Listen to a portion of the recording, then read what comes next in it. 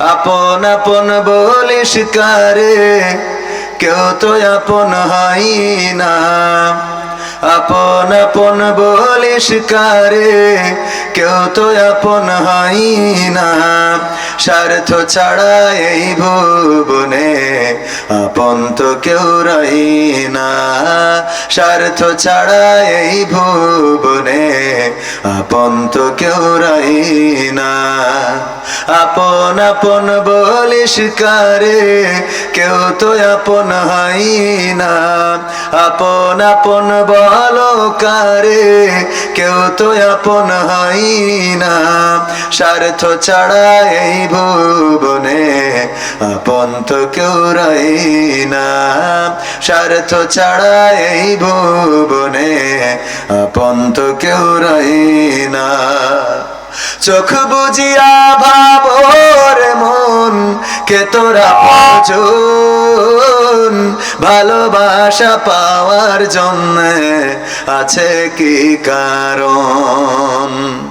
চোখ বুঝিয়া ভাবর মন, কে তোমার আপনজন। ভালোবাসা পাওয়ার জন্য আছে কি কারণ? চোখের আড়াল হলে দেখিস, চোখের আড়াল হয়ে দেখিস, তোর কথা কেউ কই না। স্বার্থ ছাড়া এই ভুবনে আপন তো কেউ রই না। স্বার্থ ছাড়া এই ভুবনে আপন তো কেউ রই না।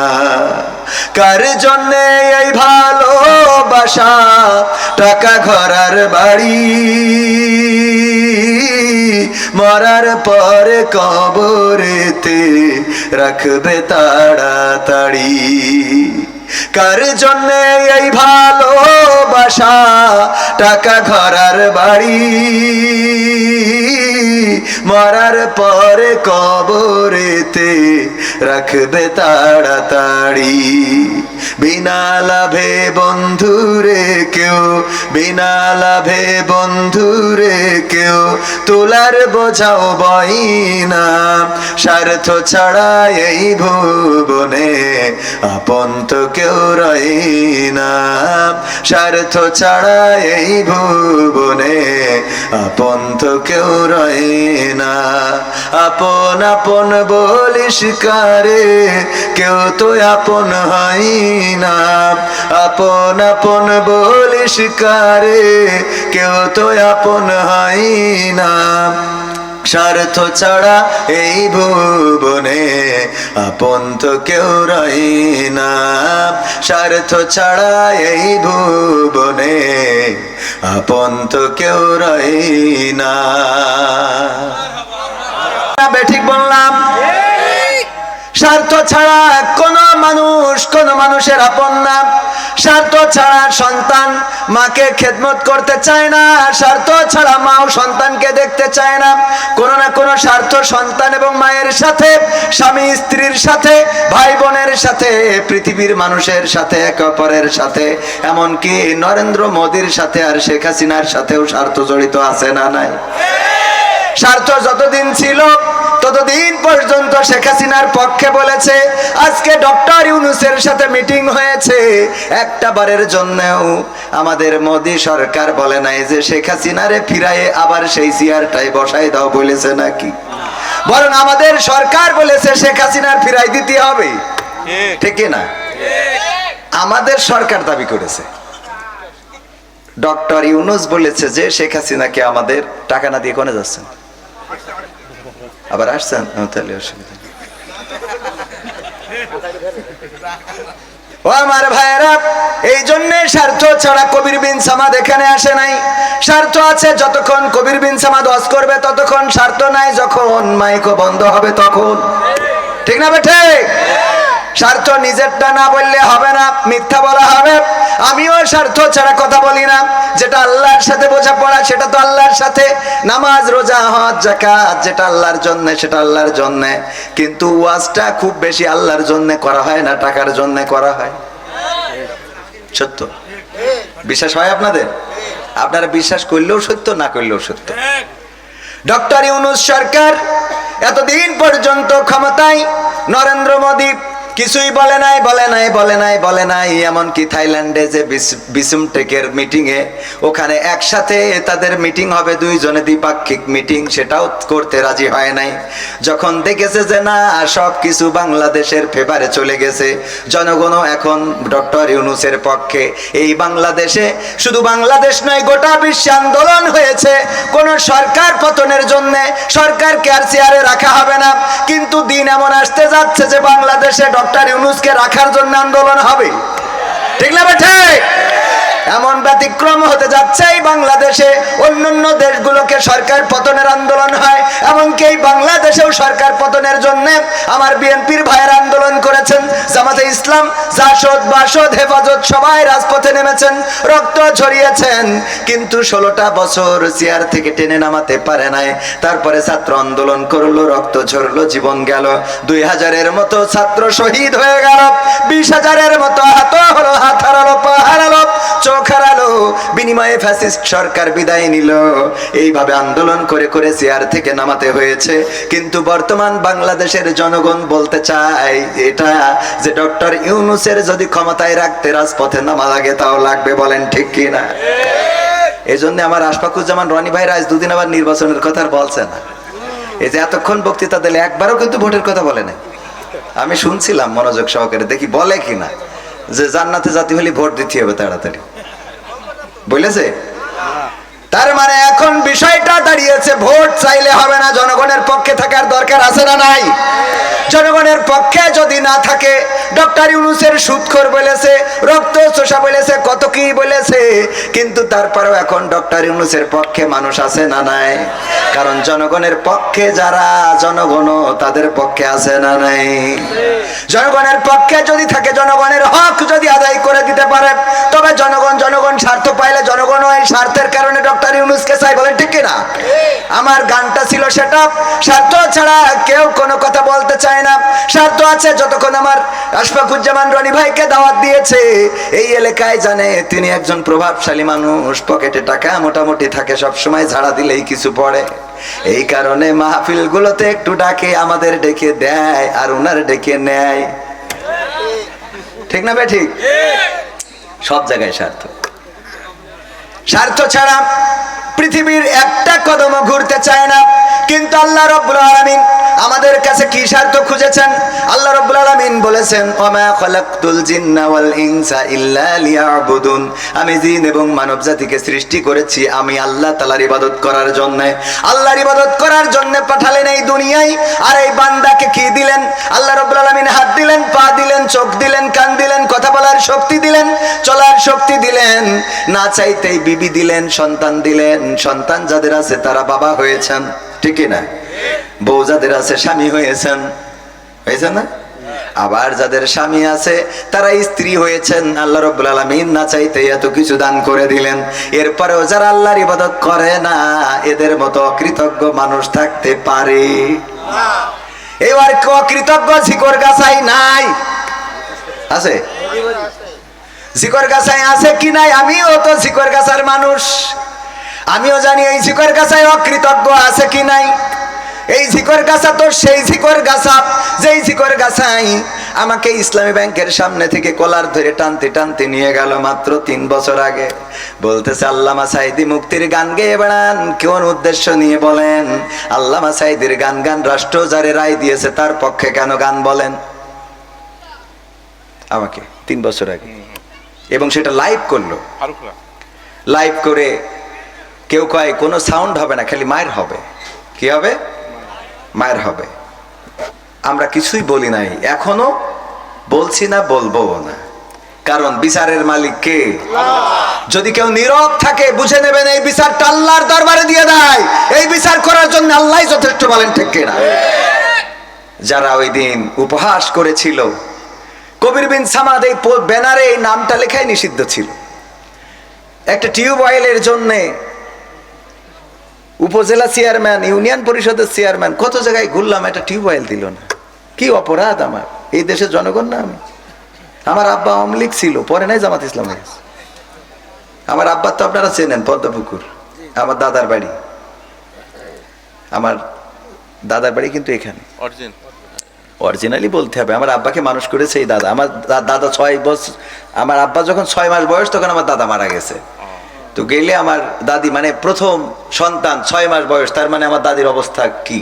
সেই সময় যে দায়িত্বটা নিয়েছিলেন এই পদ্মপুকুরের সন্তান, ইজ্জত ধনী।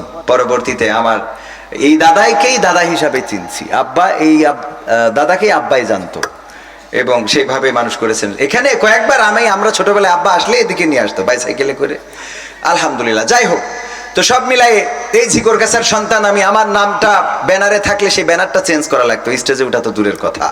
যারা এগুলো করেছেন তারা আজকে নিজেরাই তো জায়গা ছেড়ে দিয়েছেন। আমরা তো কাউকে কিছু বলি নাই, বলেছি?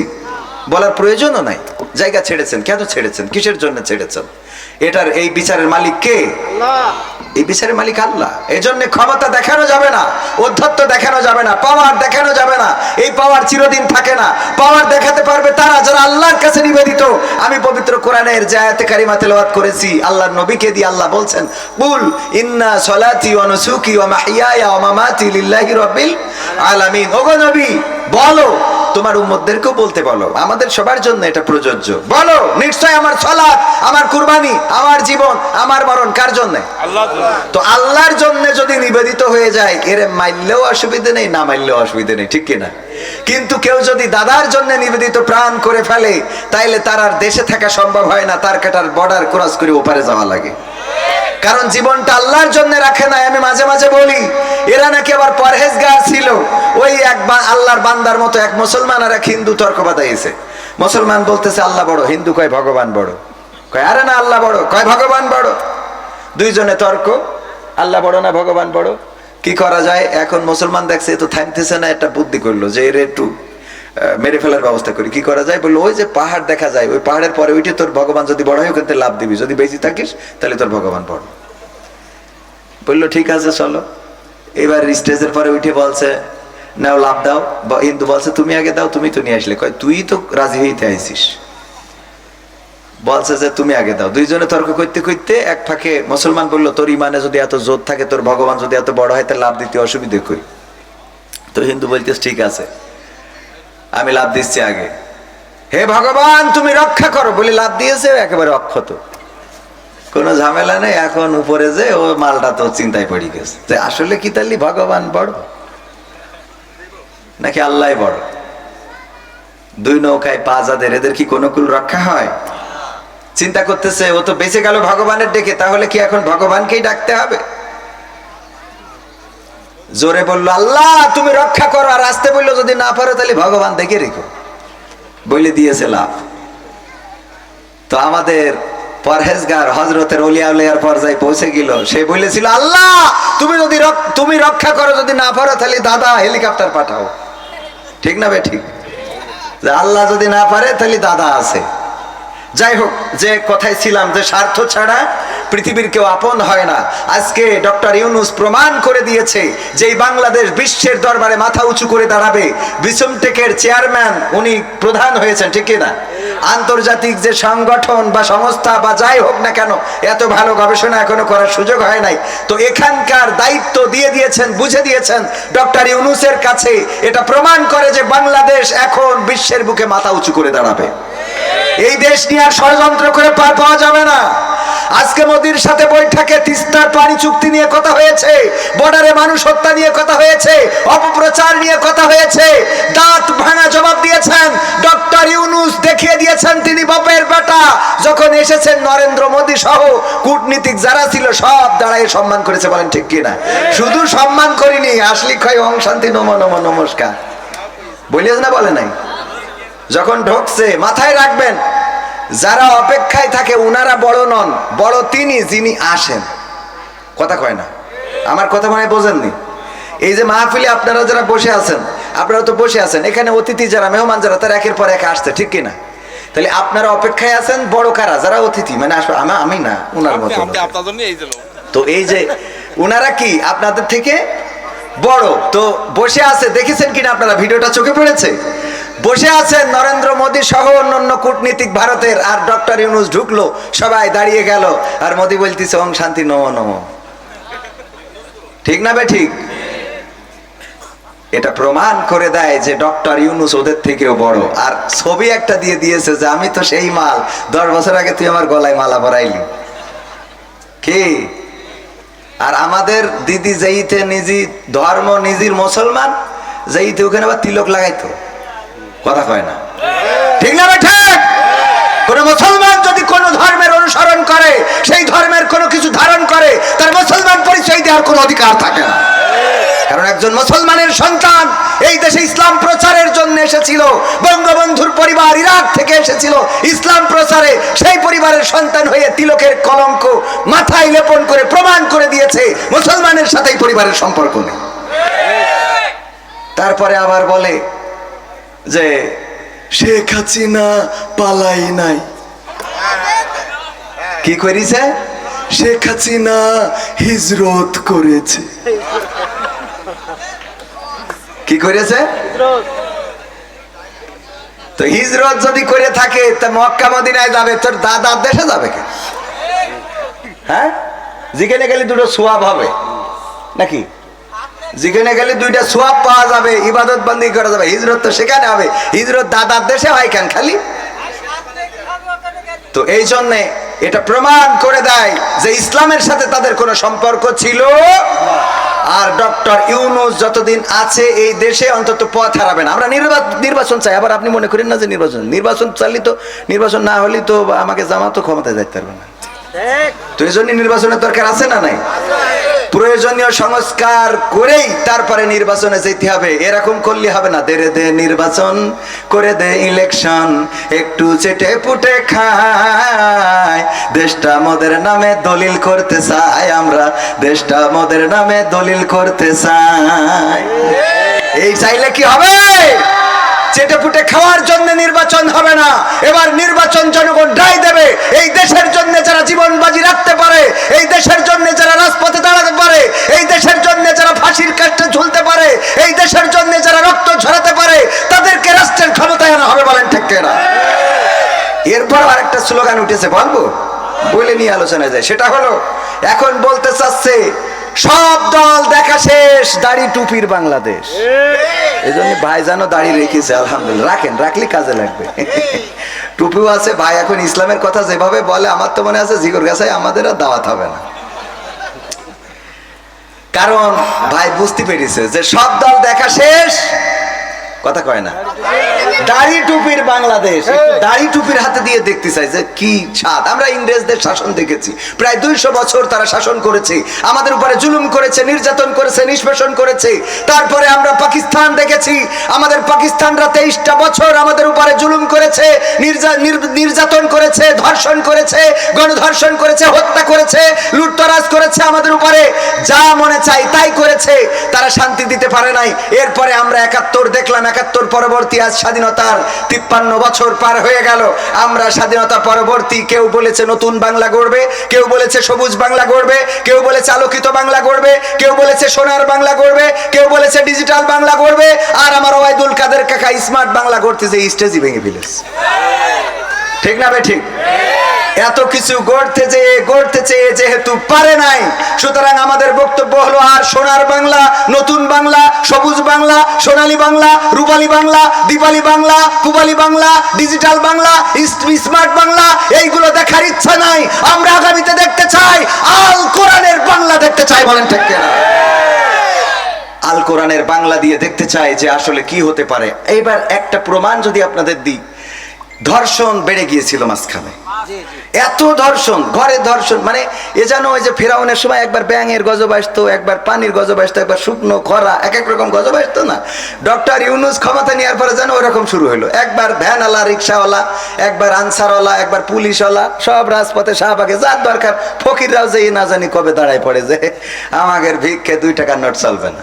তো এখন এইভাবে এক একজন এক এক আন্দোলন করতে করতে করতে করতে ছিনতাই বেড়ে গেল, চুরি বেড়ে গেল। ঠিক কিনা? চুরি ছিনতাই বেড়েছে না? এরপরে ধর্ষণ, যেখানে সেখানে বাচ্চা শিশু ধর্ষণ, গণধর্ষণ, এমনকি তাকে হত্যা। আর্মির সম্মিলিত সামরিক হাসপাতালে নিয়ে যেয়ে পর্যন্ত এ বাচ্চাটা মেরে ফেলা হলো, মরে গেল। আমি জানি না যে মারা হলো না, কারণ একটা ষড়যন্ত্র চলছিল। বলেন ঠিক কিনা? তো এরপরে বামেরা আবার দাঁড়ায় গেল রাজপথে। কোথায়?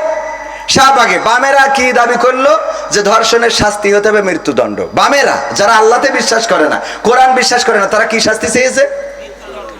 কারা চেয়েছে? তো বামেদের বোঝা উচিত আমার আল্লাহ 1400 বছর আগে এই ধর্ষণের শাস্তি কি দিয়ে দিয়েছে? কোরআনে কয় কোরআন মৃত্যুদণ্ড। আল্লাহ দেওয়া শাস্তি কি? বামেরাও চাই কি? আর ডানিরা তো মৃত্যুদণ্ড তো চাওয়ার দরকার নেই, এটা তো অলরেডি খাতা কলমে আছে, ঠিক না? তো তার মানে ধর্ষণের শাস্তি যেহেতু মৃত্যুদণ্ড চাও, সুতরাং বেশি কিছু দরকার নেই, কোরআনটা সংসদে বসাই দাও। যদি দুর্নীতিমুক্ত না হয় তাহলে আমরা হুজুরা এই দেশ ছেড়ে পাকিস্তানে যাবানি। কথা কয় না, ঠিক না ভাই? ঠিক। একটা ধর্ষণের শাস্তি যদি কোরআন দিয়ে দেখিয়ে দেওয়া হতো, চুরির শাস্তি যদি হাত কেটে দেওয়া হতো, ছিনতাইকারীর শাস্তি যদি এক পাশের পা অপর পাশের হাত কাটা হতো, যদি কেউ হত্যা করে তার শাস্তি যদি কতল করা হতো, গলা থেকে মাথা আলাদা করে দেওয়া হতো, তাহলে এত খুন খারাপি এই জমিনে হতো? এগুলো বাড়ার পিছনেও কারণ ছিল। কারণ বলবো? কারণটা বলি। কারণ হলো একবার এক কাফন চোরা মারা যাওয়ার সময় সন্তানদের ডেকে বলছে, শোনো, আমি মারা যাওয়ার পরে তোমরা এমন কিছু করবা যাতে অন্তত আমাকে মানুষ ভালো বলে। আমাকে কি বলে? তো ওই সন্তানরা ওরাও কাফন চুরি করে, মানুষ বলে যে এর আব্বাও কাফন চুরি করতো, এও কাফন চুরি করে, এর তো কেউ ভালো, আব্বার তো কেউ ভালো কয় না। সবাই বাপেরে খারাপ বলে যে ওর বাবা ছিল কাফন চোর, সন্তানও হয়েছে কাফন চোর। সন্তানরা চিন্তা করলে এর থেকে নামাজি হয়ে যায়, রোজাদার হয়ে যায়, আল্লাহওয়ালা হয়ে যায়। আল্লাহওয়ালা হয়েছে, মসজিদে গেলি কয় মসজিদে এসেছে, তাতে কি হবে? ওর বাপ ছিল কাফন চোর। তো চিন্তা করলে এতেও তো কাজ হবে না, তাহলে কি করা যায়? আমরা মসজিদে সবার খাবার দেব, যারা নামাজ পড়বে তাদের খাবার দেবো। খাবার দেয়, ছোট ছোট যারা আছে ওদের বাইসাইকেল কিনে দেয়। কয় এই বাইসাইকেল কে দিয়েছে? তা ওই যে কাফন চোরা ছেলেরা দিয়েছে। তাহলে ভালো কাজ করেও কি বাবারে ভালো বলতেছে? কারে খারাপ বলতেছে? বাবারে। তো চিন্তা করলো এই ভালো কাজ করে আর লাভ নাই, এটা ছেড়ে দিয়ে আবার কাফন চুরি শুরু করি। তবে কাফন চুরি করতে হবে, এখন শুধু চুরি করলে হবে না, যেই গোরস্থানের কাফন চুরি করবো লাশটা তুলে নিয়ে বাঁশ একটা ভরি দিয়ে ওই যে ওখানে তেল পাম্পের সামনে যে মূর্তিটা আছে ওখানে টেঙায় রাখবো। এই কাজ যখন করিছে মানুষ বলা ধরলো যে এর থেকে তো এর বাপ ভালো ছিল। কথা বোঝেন? মানে ওদের বাপ তো খালি কাফন চুরি করতো, এ তো কাফন চুরি করে পাশার মধ্যে বাস ঢুকে আবার এই উপজেলার মোড়ে টাঙাইতো। তাহলে এর থেকে তো এদের কি ছিল? বাপ ভালো ছিল। আমাদের দেশে একের পর এক চুরি, ছিনতাই, ডাকাতি, খুন খারাপি একের পর একটা করে আসতেই থাকলো যেন জনগণ বলতে পারে আগেই তো ভালো ছিলাম। ঠিক না ভাই? ঠিক। সেগুলো বন্ধ হয়ে যাচ্ছে এবং যাবে ইনশাআল্লাহ। ষড়যন্ত্র করে লাভ হবে এই দেশের যারা জনগণ বুঝে নিয়েছে রক্ত দিয়ে। সুতরাং এই দেশ গড়ার জন্য আমরা বাংলাদেশে কোরআনের আইন দেখতে চাই। কোরআনের আইন যদি বিএনপি কায়েম করে আমাদের কোনো আপত্তি আছে? যদি জামাত কায়েম করে আপত্তি আছে? যদি আওয়ামী লীগ কায়েম করে আপত্তি আছে? কিন্তু জামাত, হেফাজত, হুজুররা যদি কোরআনের বিপক্ষে যায় তাদের বিপক্ষে আমরা দাঁড়াতে রাজি আছি না নাই? আল্লাহ আমাদের সেই তৌফিক দান করুন, বলেন আমিন। আলোচনায় যাব, কথা বেশি বাড়াবো না। আপনারা কি শুনতে রাজি আছেন? শেষ করে যাবেন ইনশাআল্লাহ? কষ্ট হবে আপনার, কিছু কথা না বললে হয় না, না বলে নিলে আবার ভাইও মাইন্ড করবে যে আমি একটু রাজনৈতিক নেতা আছি, আমি রাজনীতির কথা আসলে বলতে চাই না, আমার একটু আমার পক্ষে বললো না। ভাইজান বিএনপি করে, পক্ষে একটু বলার দরকার আছে না নাই? তো ভাইদের ভালো সহি বুঝ দেওয়ার দরকার আছে না নাই? সহি বুঝ ছিল না, উল্টো পাল্টা খালি যে নেই যাচ্ছিল, খালি নির্বাচন করছিল। কিন্তু ডক্টর ইউনূসের হাতকে আগে শক্তিশালী করতে হবে, দেশকে দেখাই দিতে হবে দাদার পক্ষে যে যদি নির্বাচন চাই তাদের ভোট এই বাংলাদেশের জনগণ দেবে না। দাদার ষড়যন্ত্রে এই দেশে কোনো নির্বাচন হবে না। বাংলাদেশের মানুষ দাদার প্রেসক্রিপশনে আর চলবে না। দাদার প্রোডাক্ট যেটা ছিল সেটা ওই দেশে নিয়ে যাওয়া শেষ। এখন যারা আছে তারা দেশপ্রেমিক, দাদার ওকালতি দালালি যারা করবে তারা জামাতের হলেও অন্তত এই দেশে জায়গা হবে না। ভিসা না দিলেও তার কাটার বেড়া পার করবো। কথা কয় না? ভিসা যদি নাও দেয় তাও তার কাটার বেড়া পার করে দেওয়া হবে। কারণ আমাদের বন্ধুত্ব হবে সমানে সমান। তোমরা সীমানায় বর্ডারে মানুষ হত্যা করবা আর আমরা তোমাদের ওই পতাকা বৈঠক করে লাশ নিয়ে আসবো, সেটা হবে না। আমাদের লাশ ফেললে তোমাদেরও লাশ পড়বে। ওরা লাশ মারতে এখন আর আমাদের তা না মেরে, সেদিন পত্রিকায় দেখলাম ওগের তা নিজের একটা মেরে বসে রয়েছে। দেখেছেন আপনি? বাংলাদেশে মনে করি গুলি করে মেরি দেখে না আমাদের তা। কারণ এখন তো বাংলাদেশিরা বুঝে গেছে আর দরকার নেই। দাদা আমাদের সরকার যেহেতু সব দ্রব্য মূল্যের দাম কম রেখেছে, রোজার মাসে কি কারেন্ট গেছে? সাহারির সময় কারেন্ট পাইছেন না? ইফতারিতে পাইছেন কিনা? আলহামদুলিল্লাহ, দেশ এভাবে এগিয়ে যাবে, এগিয়ে যেতে হবে। যেখানে অন্যায় সেখানে প্রতিবাদ প্রতিরোধ আমাদেরই করতে হবে। এই দেশ আমাদের, আমাদের করতে হবে, আর চুপ থাকা যাবে না। আমার ছাত্ররা যদি রক্ত দিতে পারে, অনেক মায়েরা এখনো কাঁদে, একটাই মাত্র সন্তান ছিল, সেটাই রাজপথে রক্ত দিয়েছে। তো আমাদের এই রক্ত দিলে কোনো আর অসুবিধা আছে? বিনিময়ে আমরা স্বাধীনতা পেয়েছি, দেশ পেয়েছি, যেই দেশে কথা বলার অধিকার পেয়েছি, সেই দেশকে রক্ষা করার দায়িত্ব আমাদের। আল্লাহ আমাদের সেই তৌফিক দান করুন, বলেন আমিন। আমি যেহেতু প্রধান আকর্ষণ, ওয়াজ আজকে না করলে হবে। প্রধান আলোচক হযরত মাওলানা আবু জার গিফারি ভাই, উনি তো দারুণ ওয়াজ করেছেন আলহামদুলিল্লাহ। উনার আমার ঝামেলাটা হলো যে আমি দ্বিতীয় বক্তা হইলে আমার কালেকশন করা লাগে, আবার প্রধান বক্তা হইলে কয় আমাদের এখানে প্রধান বক্তার কালেকশন করা লাগে। মানে আমি ওয়াজ করতে যেয়ে যে কত অভিজ্ঞতার মধ্যে পড়েছিস তা সে বলে বোঝানো যাবে না। পাবনায় গেলাম, আমি মনে করি পাবনার লোক একটু বোঝে কম। ও মা না, ওরা হইলো অন্য দেশের পাগল নিয়ে যে ভালো করে বাড়ি পাঠাই দেয়। আমার দাওয়াত দিয়েছে, আমি বললাম যে যাই করেন তাই করেন, আমার কিন্তু 10টা স্টেজ দেবেন, আমি 12টার মধ্যে শেষ করবো। বলছে হুজুর আসেন, অসুবিধা নেই। যাওয়ার পরে এবার আমার 12টার সময় তুলি বলছেন নেন এবার কড়াই শেষ করবেন, করে 12টার মধ্যে সেরকম আমি বলেছি যে 10টায় উঠালেই 12টায়, যদি 10:30টায় উঠান তাও 12টায়, 11টায় উঠাইলেও 12টায়, যদি 11:30টায় উঠান তাও 12টায়। আমার 12টার পরে উঠাই দেখি হুজুর কটায় উঠান, কড়াই শেষ করেন। বুদ্ধি আছে না নাই? তো এই যে এই জাতীয় কোনো জায়গায় গেলে কয় ভাই এখানে বিশেষ বক্তা কালেকশন করে, আমি যদি বিশেষ বক্তা হই, আর যদি প্রধান বক্তা হই কয় ভাই প্রধান বক্তা কালেকশন করে।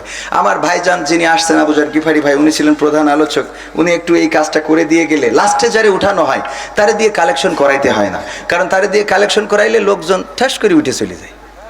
এটা মানেন আর না মানেন, অভিজ্ঞতার আলোকে বলতেছি। আমি বিশেষ বক্তা আমারে করে দিতেন, আমি এসে 8টার সময় থেকে 10টা পর্যন্ত ওয়াজ করি, কালেকশন করি, টাকা তুলে আপনাদের দিয়ে আমারটা নিয়ে বাড়ি চলে যেতাম।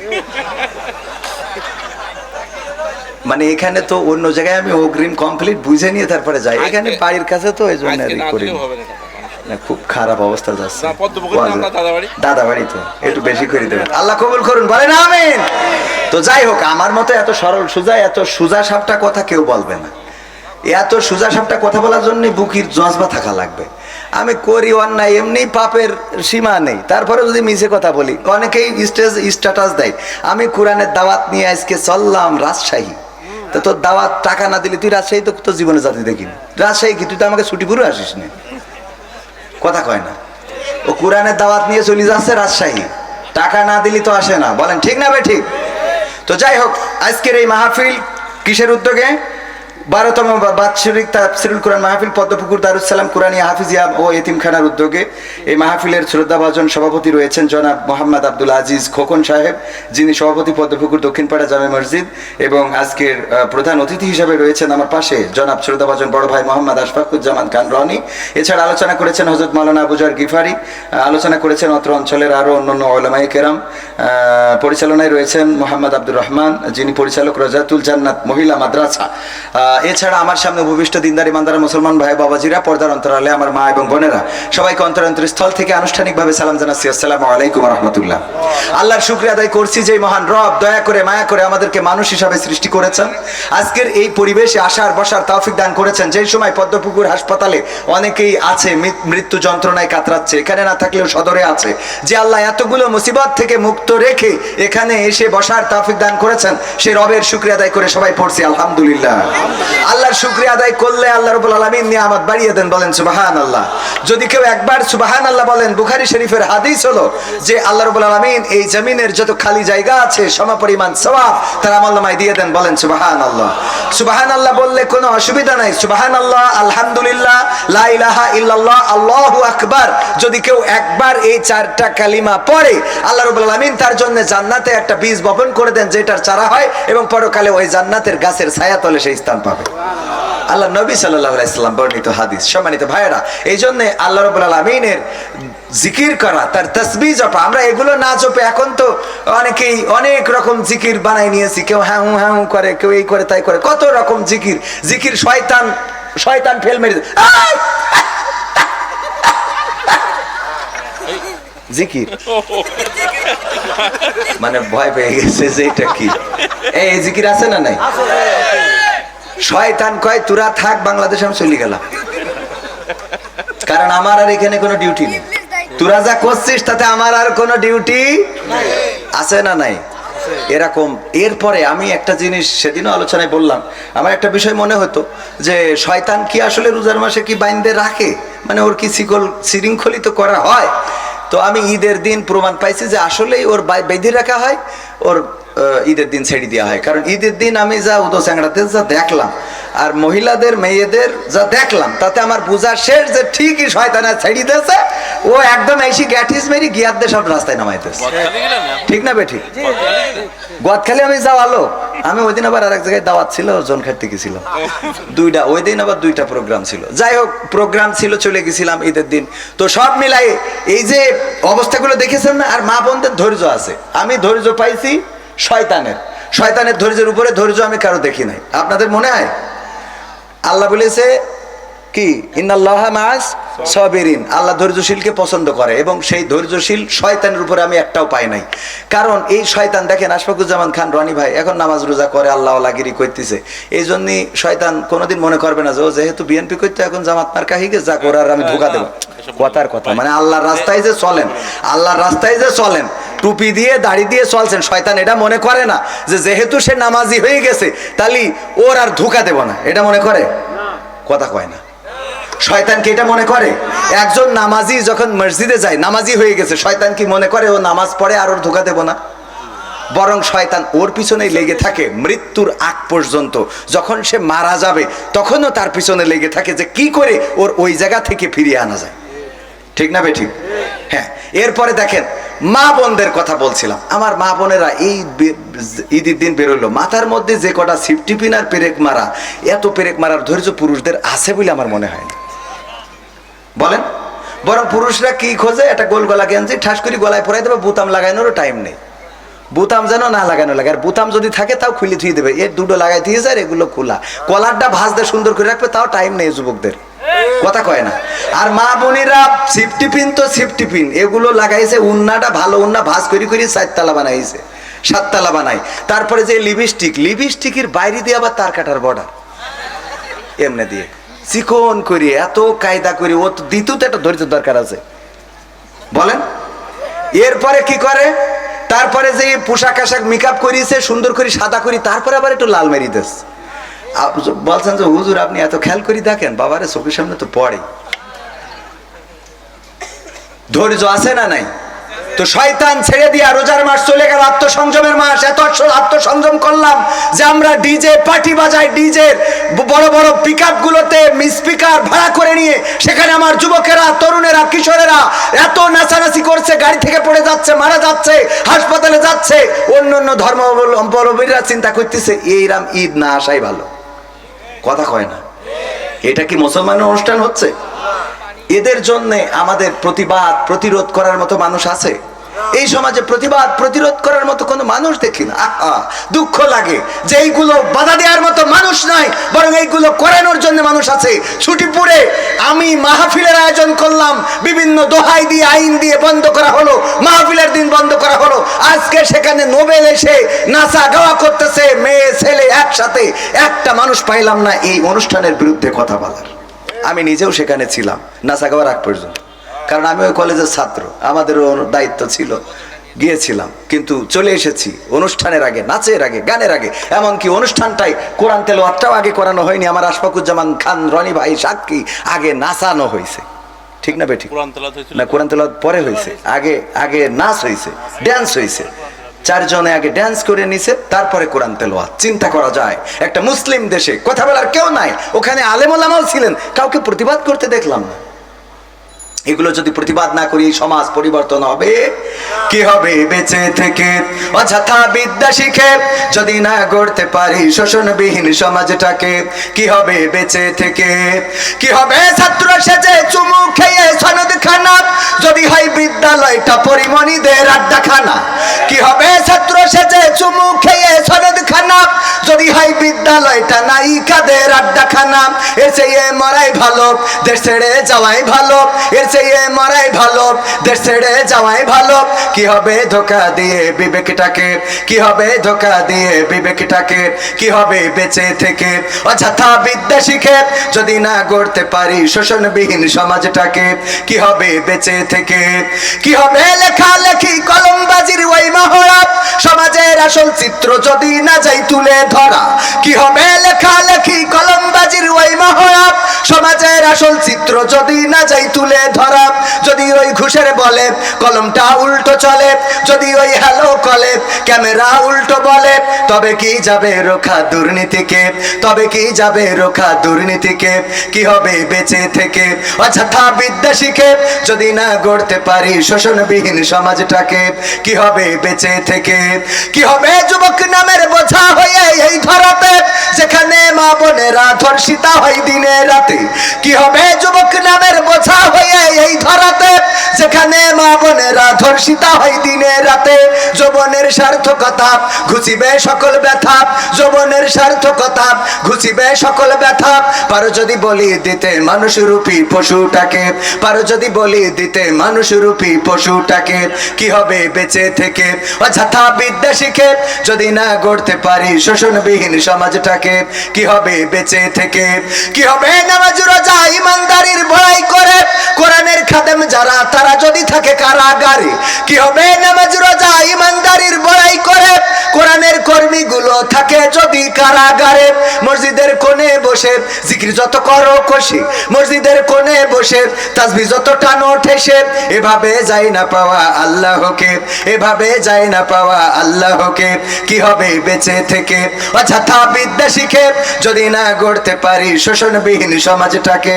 কি হবে বেঁচে থেকে, কি হবে, কি হবে ইমাম হয়ে, কি হবে আলেম হয়ে ইমাম সেজে মসজিদেতে, পারো যদি সত্য কথা উচ্চ স্বরে না বলিতে। এমন ইমাম আছে না নাই? হক কথা উচ্চ স্বরে বলে না, জায়গা বুঝে লাইন বুঝে কথা বলে। যেই কথা বললে মার খাওয়া লাগবে না, যেই কথা বললে ইমামতি যাবে না, যেই কথা বললে বেতন বেড়ে যাবে, এরকম কথা বলে এমন ইমাম আছে না নাই? এমন ইমাম হওয়া যাবে না। হক কথা স্পষ্ট করে বলতে হবে। রিজিকের মালিক কোন মসজিদের সভাপতি নন, রিজিকের মালিক কোন মসজিদের সেক্রেটারি নন, রিজিকের মালিক কোন মসজিদের ম্যানেজিং কমিটি নন। রিজিকের মালিক কে? কি হবে আলেম হয়ে ইমাম সেজে মসজিদেতে, পারো যদি সত্য কথা উচ্চ স্বরে না বলিতে। চাকরির ভাই করো যদি ছেড়ে দাও ইমামতি, চাকরির ভাই করো যদি ছেড়ে দাও ইমামতি। কি হবে ধোঁকা দিয়ে আল্লাহকে, কি হবে ধোঁকা দিয়ে আল্লাহকে। কি হবে বেঁচে থেকে অযথা বিদ্যা শিখে যদি না গড়তে পারি শোষণবিহীন সমাজটাকে। কি হবে বেঁচে থেকে, কি হবে নেতা হয়ে জনবলে ঘাড় ফুলিয়ে রাজপথ গরম দেখে যদি থাকো ঘরে শুয়ে। এমন নেতা আছে না নাই? রাজপথ গরম দেখলে নেতারে আর রাজপথে পাওয়া যায় না।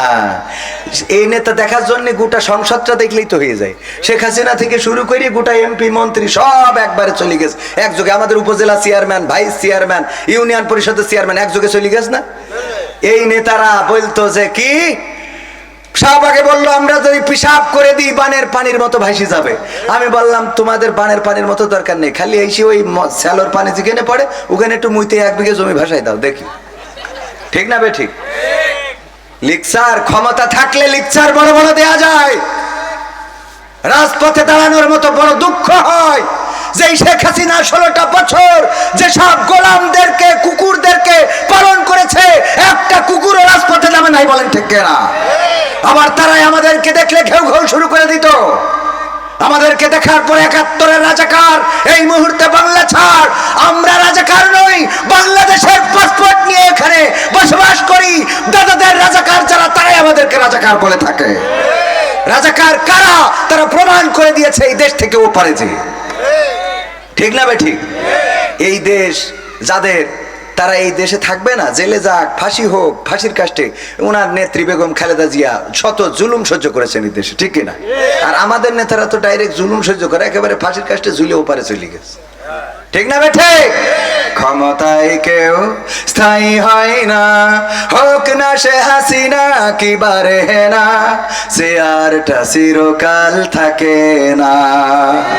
ক্ষমতায় কেউ স্থায়ী হয় না, মুজিবুর বেশি দিন থাকেনি, জিয়াউর কেউ তো রাখেনি।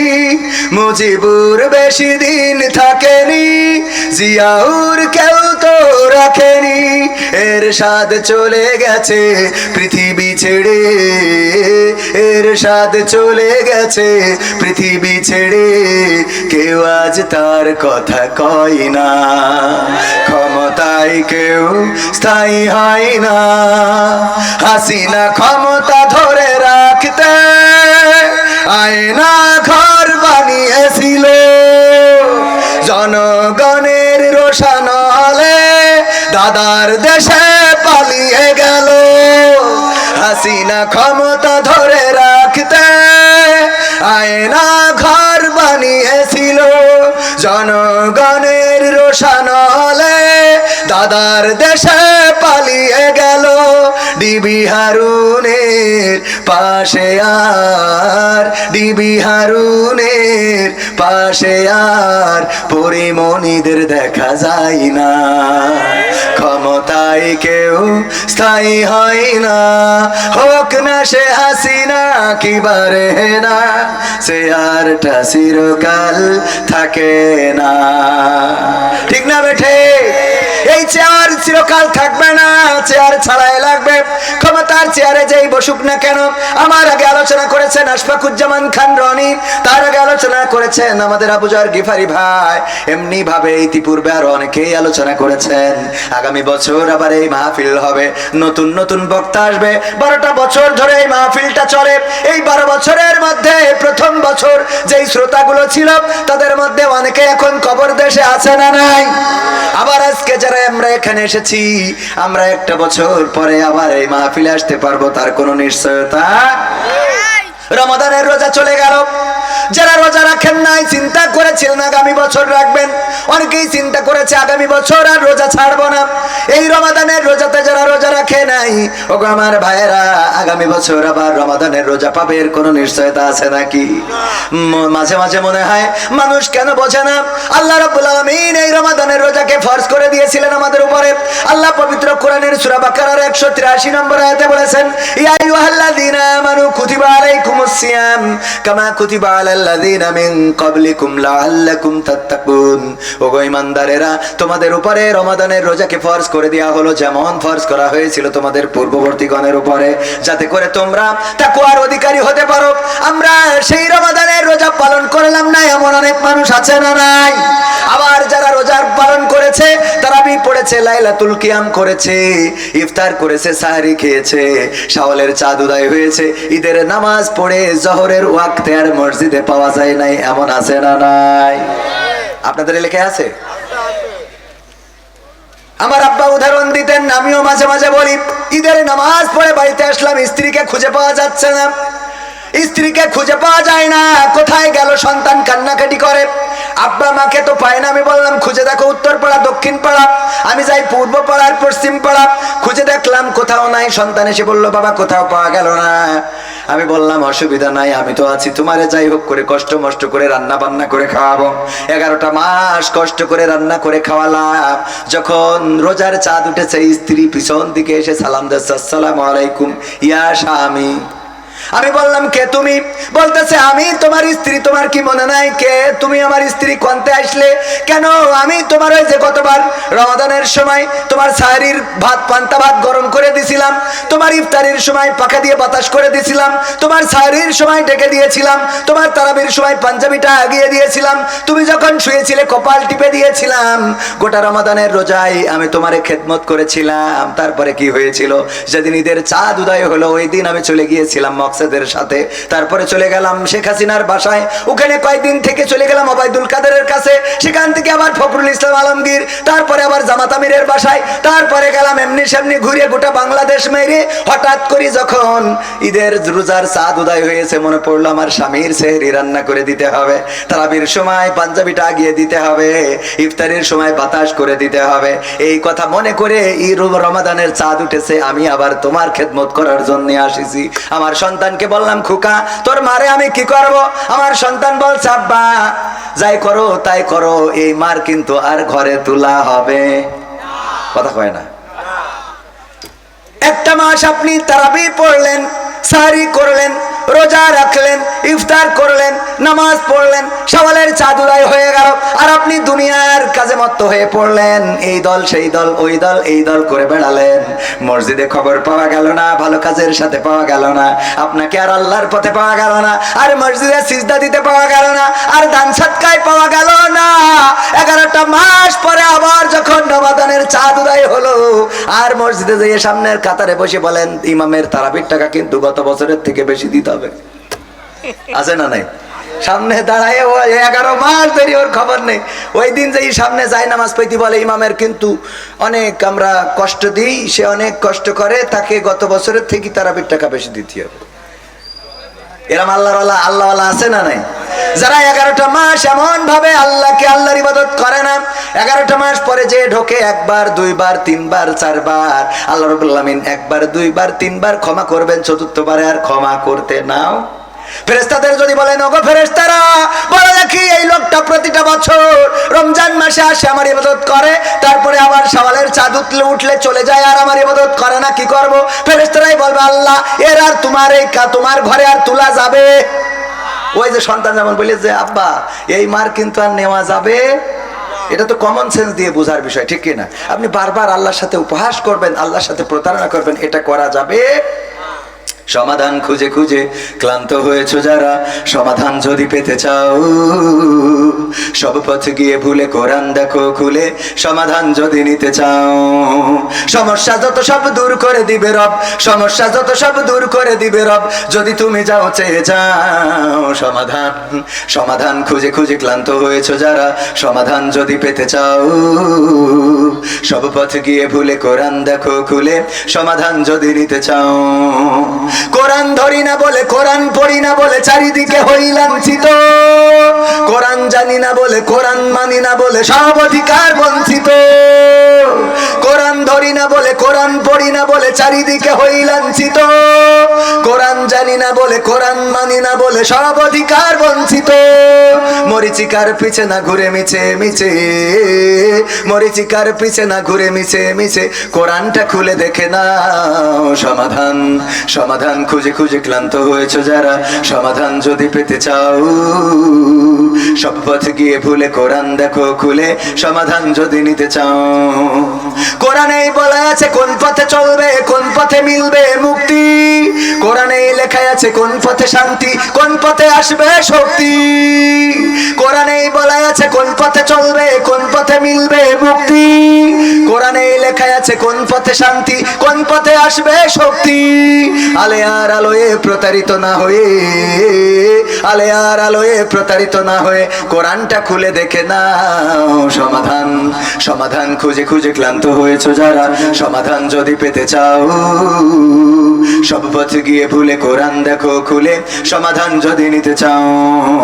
কোরআনেই খুঁজে পাবে সংসার নীতি, আর কি হবে রাষ্ট্রের নীতি, কোরআনের আইন চললে দেশে দূর হবে সব দুর্নীতি। কথা বিশেষ হলো না মনে হয়? দুর্নীতি বন্ধ হবে না? হবে না? কোরআনের আইন যদি কায়েম হয়, দুর্নীতি কি বন্ধ হবে? দু একজন একটু উঠাউঠি করছেন, গরমে না কষ্ট হয়ে যাচ্ছে? কোনটা? না এমনি রাত বেশি হয়ে গেছে? কোনটা? হ্যাঁ, শেষ করে দেব, শেষ করে দেব। এলাকার সন্তান, বেশি কথা এখানে বলা উচিত না। আমি শুনছিলাম আমার রকি যখন দাওয়াত নিয়েছে, সে আমার বললো যে আমি এখানে বিশেষ আলোচক। তো আমি এটা ঠিকভাবে নিয়েছিলাম যে বিশেষ আলোচক হইলে ঠিক আছে, এলাকার সন্তান জিকর গাছায় বিশেষ আলোচক হওয়াই উচিত। কারণ এলাকার সন্তান প্রধান বক্তা হইলে সেটা চলে না। এরপরে আবার এখানে আসার পরে যেটা দেখলাম, খুবই বেকায়দা অবস্থা। এক বাড়ি পার্কিং, আর এক বাড়ি বসাইলো, আর এক বাড়ি ডাকে খাওয়ার জন্য, 3 বাড়ি যাইতে হবে। তো মনটা খারাপ হয়ে গেল, গেলামই না। এরপরে শুনলাম বিশেষ বক্তা তিনি কালেকশন করবেন, ওমা, পরে তিনি কালেকশন না করে নেমে চলে গেল। জিজ্ঞেস করলাম, কয় আমার কালেকশন করার কথা বলেই নাই আবু জার গিফারি ভাই। তো সব দায়িত্ব আমার পরে, ওয়াজ করবেন, গান গাবেন, কালেকশন করবেন, সব আমার পরে। এলাকার সন্তান আমার কথা শোনার জন্য বসে থাকে, আপনার মনে হয় তো টাকা চালিপদ্দ দেব? আমি তো ভয়তে চাচ্ছি না, তাই অনেকে উঠতেছে। এখনো মা বোনদের নিয়ে কিছু কথা বলার দরকার আছে না নাই? মা বোনদের কিছু নসিহা করা দরকার। মা বোনেরা অধিকাংশ জাহান্নামী। হ্যাঁ, তাই এখন যেভাবে মনে হচ্ছে যে তাতে লাস্টে তুলবো বলতে কি 12টার মধ্যে আবার শেষ করার কথা, তো আর বেশি টাইমও নেই, আর আধা ঘন্টা আছে। তো আমি আপনাদের কাছে একটু মাদ্রাসার হক আদায় করার জন্য আমি আমার রকি সাক্ষী, আমি বলছিলাম যে তুমি ওই অ্যাডভান্স দিয়ে 2000 টাকা ওইটা ফেরত দিয়ে 16 দিন বাড়ি চলে যায়, বলেছি তো? আমি বললাম ফেরত দিয়ে চলে যায়, যা যেভাবে অতিষ্ঠ করছিলেন, তা আপনারা একটু অতিষ্ঠ করেন না, আপনারা একটু সময় বসা যাবে ইনশাআল্লাহ। তা না হলে তো কথা আপনারা যদি বলতে না দেন, এমনিই তো সে লাইন হারাই গেছে অনেক আগে, তারপরে যদি আপনারা লাইন আরো হারাই দেন তো আমি হারাই যাবানে। বসা যাবে আর একটু সময় ইনশাআল্লাহ। আল্লাহ কবুল করুন, বলেন আমিন। তো ভাইরা আমার, কোরআনে সব সমস্যার সমাধান আছে না নাই? এই কোরআন আল্লাহর জমিনে কায়েম হোক, এটা চান কারা কারা একটু দেখতে চায়? সবাই চান? সবাই চান? কোরআনের আইন কি বাংলাদেশে দেখতে চান? সে কোরআনের আইন যদি দেখতে হয়, এই মাদ্রাসার জন্য, মাদ্রাসায় যারা কোরআন পড়ে তাদের জন্য আমাদের একটু ভূমিকা রাখার দরকার আছে না নাই? আমি ব্যক্তিগতভাবে একটু সহযোগিতা করি, রকি সাহেব, আমি আগে সহযোগিতা করি, এই কাজটা করে তারপরে আমি শোনাবো। জহিরুল ইসলাম ভাই খোকন, 2000 টাকা আল্লাহ দানকে কবুল করো, নেখায়াত দাও, মনের স্বপ্ন পুরা করো। আমি ব্যক্তিগতভাবে 500 টাকা দিলাম, আল্লাহ কবুল করে নাও। আমার বোর হায়াত বাড়াও, আমার যাহাই হোক, ও ঠিক থাকুক, ওই বাড়িটা ঠিক না রাখলে আমার আজকের খাওয়া লাগবে না। ভাইরা আমার, আমি দিয়ে শুরু করলাম, আপনারা জানো, আপনারা না, আল্লাহ এটা পছন্দ করেন। আল্লাহ বলেছে এই আল্লাযিনা আমানু লিমা তাকুলুনা মা লা তাফআলুন, ও ঈমানদারেরা এমন কথা বলো না যা তোমরা কাজে পরিণত করো না। তো এইজন্যই আমাদের স্টেজ থেকে শুরু করেন, যে যা দেবেন আপনারা। আমার আশফাকুজ্জামান রনি ভাই কইছে আমার জন্য চাপাচাপি করবেন না, আসলে ওনার চাপাচাপি কত করব? প্রতিটা মাহফিলে 50,000, 10,000, 20,000 এটা দেয়াই লাগে। আলহামদুলিল্লাহ, আমার মান নামে 10,000 টাকা। 500 টাকা দিলেন আমার আত্মীয়, আমার বাবার পক্ষের আত্মীয়, দাদার পক্ষের আত্মীয়, আল্লাহ কবুল করে নে, খাত দাও, মনের স্বপ্ন পুরা করে দাও, পঞ্জনদের কবুল করে নাও। আল্লাহ তুমি আমার দাদার কবরটারে জান্নাতের বাগান বানাও। আমার আশফাকুজ্জামান রনি ভাই 10,000 টাকা দিবেন, বলেন আলহামদুলিল্লাহ। নারায়ে তাকবীর, আল কোরআনের আলো, আল হাদিসের আলো, আমার নেতা তোমার নেতা, নারায়ে তাকবীর। 10,000 টাকা দিবেন আমার আশফাকুজ্জামান রনি ভাই। মায়ের নামে আল্লাহ দানকে কবুল করে নাও, নেখায়াত দিয়ে দাও। আল্লাহ মা জননীকে কবুল করে নাও পরকালে। এবং মাদ্রাসা, আমাদের মাদ্রাসার নামটা আমি খালি ভুলে যাই, আলহাজ শাহরাজামান হাফিজিয়া মাদ্রাসা। প্রায় জায়গায় ব্যানার লেখা থাকে, আমাদের তো প্রতিদিন যাইতে হয়। এই মাদ্রাসাটাও দিনের খেদমতে, ইসলামের খেদমতে কাজ করে যাচ্ছে। আল্লাহ এই মাদ্রাসাকে কবুল করে নিন, বলেন আমিন। 10,000 টাকা এই মাদ্রাসার জন্য দিলেন, আল্লাহ দানকে কবুল করো। আমার মা বোনদের মধ্যেও যান 500, 1000, 2000 নগদ টাকা যে যা দিবেন। ইট রড সিমেন্ট বালু যদি দিতে চান দিতে পারেন। আল্লাহ রাব্বুল আলামিন এই দানকে, আপনাদের এই দানের বিনিময়ে পরকালে জান্নাতের বাসিন্দা করে দিতে পারেন। এই দানটা বাড়িয়ে দিবেন বহুগুণে। আল্লাহ সবার দানকে কবুল করে নিন। 1000, 5000, 2000, 500 দেওয়ার মতো কারা আছেন আমার কাছে একটু হাতে যদি দিয়ে যান, দোয়া করে দেব। যুবক মানুষ, আল্লাহ চাইলে দোয়া কবুল করতে পারেন। 500, 1000, 100, 200, 300 যে যা পারেন। আমাদের যুবক ভাইরা প্যাকেট নিয়ে যাবেন, প্যাকেটে দান করবেন। মা বোনদের মধ্যে প্যাকেট নিয়ে যাবে, দান করবেন। ইট রড সিমেন্ট বালু বাকিতেও লিখিয়ে দিতে পারেন। এতিমখানাটা মাদ্রাসায় ছাত্র দিবেন। মাদ্রাসায় যদি ছাত্র পড়ান, আপনার সন্তানকে যদি আলেম বানান, আপনার সন্তানকে যদি আল্লাহওয়ালা বানান, দিনদার ইমানদার বানান, এই সন্তান পরকালের ময়দানে আপনার কাজে লাগবে। ওগো আমার ভাইয়েরা, 500, 1000, 2000 টাকা দেওয়ার মতো কোন আল্লাহর বান্দা আছেন একটু দেখতে চায়? আমার যুবকেরা ভিতরে যান, প্যাকেট নিয়ে। অনেকেই আছেন কষ্ট করে উঠে আসতে চান না, ভিতরে যান। আমার মা বোনদের মধ্যে যান। ওগো আমার ভাইয়েরা, 500, 1000, 2000 টাকা দেওয়ার মতো কারা আছেন একটু তাড়াতাড়ি যদি দিয়ে দিতেন। আল্লাহর ঘরের, আল্লাহর নবীর ঘরের জন্য যদি একটু দান করতেন, আল্লাহ এই দানকে বহু গুণে বাড়িয়ে দিবেন। আমাদের একজন ভাইজান, আল্লাহ 100 টাকা দিলেন, দানকে কবুল করে নাও, নেখায়াত দিয়ে দাও, মনের স্বপ্ন পুরা করে দাও। আপনজন যারা কবরে মাফ করে দাও, আল্লাহ কবরগুলো জান্নাতের বাগান বানাও। তারপরে কোন আল্লাহর বান্দা আছেন 500, 1000 আমার হাতে দেওয়ার মতো যদি কেউ থাকেন দিয়ে যেতে পারেন। 2000 টাকা একজন ভাই দিয়েছেন, আর কোনো মানুষ তো দেখি না। আরে এই জিকরগাছা প্রপারে আপনারা থাকেন পদ্ম পুকুরের মতো জায়গায়। 500, 1000, 2000 এক ব্যাগ সিমেন্ট, 2 ব্যাগ সিমেন্ট দেওয়ার মতো কোন আল্লাহর বান্দাকে কি পাওয়া যাবে না? আব্দুর রহমান সাহেব মাহফিল পরিচালনা করছেন, 500 টাকা দিয়েছেন, যিনি রওজাতুল জান্নাত মহিলা মাদ্রাসার পরিচালক। আল্লাহ দানকে কবুল করে নাও, নেক হায়াত দাও, মনের স্বপ্ন পুরা করে দাও, আপনজনদের কবুল করে নাও। দানকারীর পিতা মাতার সুখে রেখো কবরে, নূরের টুপি পরায় আল্লাহ তুলিও রোজ হাসরে। আর একজন 500 টাকা দিয়েছে, আল্লাহ দানকে কবুল করো, মনের নেক বাসনা পুরা করে দাও। আর একজন আল্লাহ তোমার বান্দা 700 টাকা দিয়েছে, দানকে কবুল করে নাও, মনের নেক মাকসাদ পুরা করে দাও। আপনজন যারা কবরে ক্ষমা করে দাও, কবরগুলো জান্নাতের বাগান বানিয়ে দাও। আল্লাহ যারা বেঁচে আছে নেক হায়াত দান করে দাও, সুস্থ শরীর দান করে দাও। ওগো আল্লাহ যারা দান করে দানকে কবুল। শামসুর মাস্টার 1000 টাকার একখান বঙ্গবন্ধুর নোট দান করেছে, আল্লাহ কবুল করো, মনের নেক মাকসাদ পুরা করার একজন 100 টাকা আল্লাহ কবুল করে নাও, দিনদার ইমানদার বানিয়ে দাও। আল্লাহ 1000 টাকা যে দিল, আপনজন যারা কবরে কবরগুলো ক্ষমা করে দাও। আমাদের মাহফিলের সভাপতি শ্রদ্ধা ভাজন 1000 টাকা করলেন দান, আল্লাহ বাড়িয়ে দাও, সম্মান নেক হায়াত দিয়ে দাও, মনের স্বপ্ন পুরা করো। পিতা মাতা দাদা দাদি নানা নানি আপনজন যারা কবরে কবরগুলো মাফ করে দাও। তারপরে আর কোন আল্লাহর বান্দা? ইয়াসিন ভাই নারায়ে তাকবীর। আমার ইয়াসিন ভাই 2000 টাকা 2 খান বঙ্গবন্ধুর নোট দান করলো, আল্লাহ দানকে কবুল করো, নেক হায়াত দিয়ে দাও, মনের স্বপ্ন পুরা করে দাও, ব্যবসা বাণিজ্যে বারাকা দান করে দাও। আমার আরেকজন ভাইজান, নাম কি ভাই আমার? আব্দুল জলিল ভাই 500 টাকা দান করলেন, আল্লাহ দানকে কবুল করো, তোমার গোলাম তুমি তারে কবুল করে নাও, নেক হায়াত দিয়ে দাও, মনের স্বপ্ন পুরা করে দাও, আপনজনদের কবুল করে নাও। ওগো আমার ভাইরা, এই মাদ্রাসার জন্য আপনাদের কাছে হাত বাড়াইলাম, কেমন দিলেন? অনেক জায়গায় গেলে সিমেন্ট দেয়, সিমেন্টেরও দরকার আছে না? এই পবিত্র কোরআনের পারা কয়টা? 30টা পারা। আমি আপনাদের কাছে যদি 30টা ব্যাগ সিমেন্ট দাবি করি, মোহাম্মদ সিরাজুল ইসলাম 500 টাকা আল্লাহ দানকে কবুল করো, পবিত্র কোরআনের সম্মানে একটা পাড়ার সম্মানে 1 ব্যাগ সিমেন্ট, 30টা পাড়ার সম্মানে 30টা ব্যাগ সিমেন্ট দিবেন। এমন কোন আল্লাহর বান্দা আছেন প্রথম পাড়ার সম্মানে একটা ব্যাগ সিমেন্ট দিবেন? একটু নামটা যদি লিখে দিতেন। মায়ের জন্য দোয়া চাইছে। কি ভাই? নূর মোহাম্মদ আব্দুল গফফার ভাই মায়ের জন্য দোয়া চেয়ে 500 টাকা করলেন দান, আল্লাহ বাড়িয়ে দাও, সম্মান নেক হায়াত দিয়ে দাও, মনের স্বপ্ন পুরা করে দাও, আপনজনদের কবুল করে নাও। তারপরে কোন আল্লাহর বান্দা আছেন 1 ব্যাগ করে সিমেন্ট, একটা পাড়ার সম্মানে 1 ব্যাগ?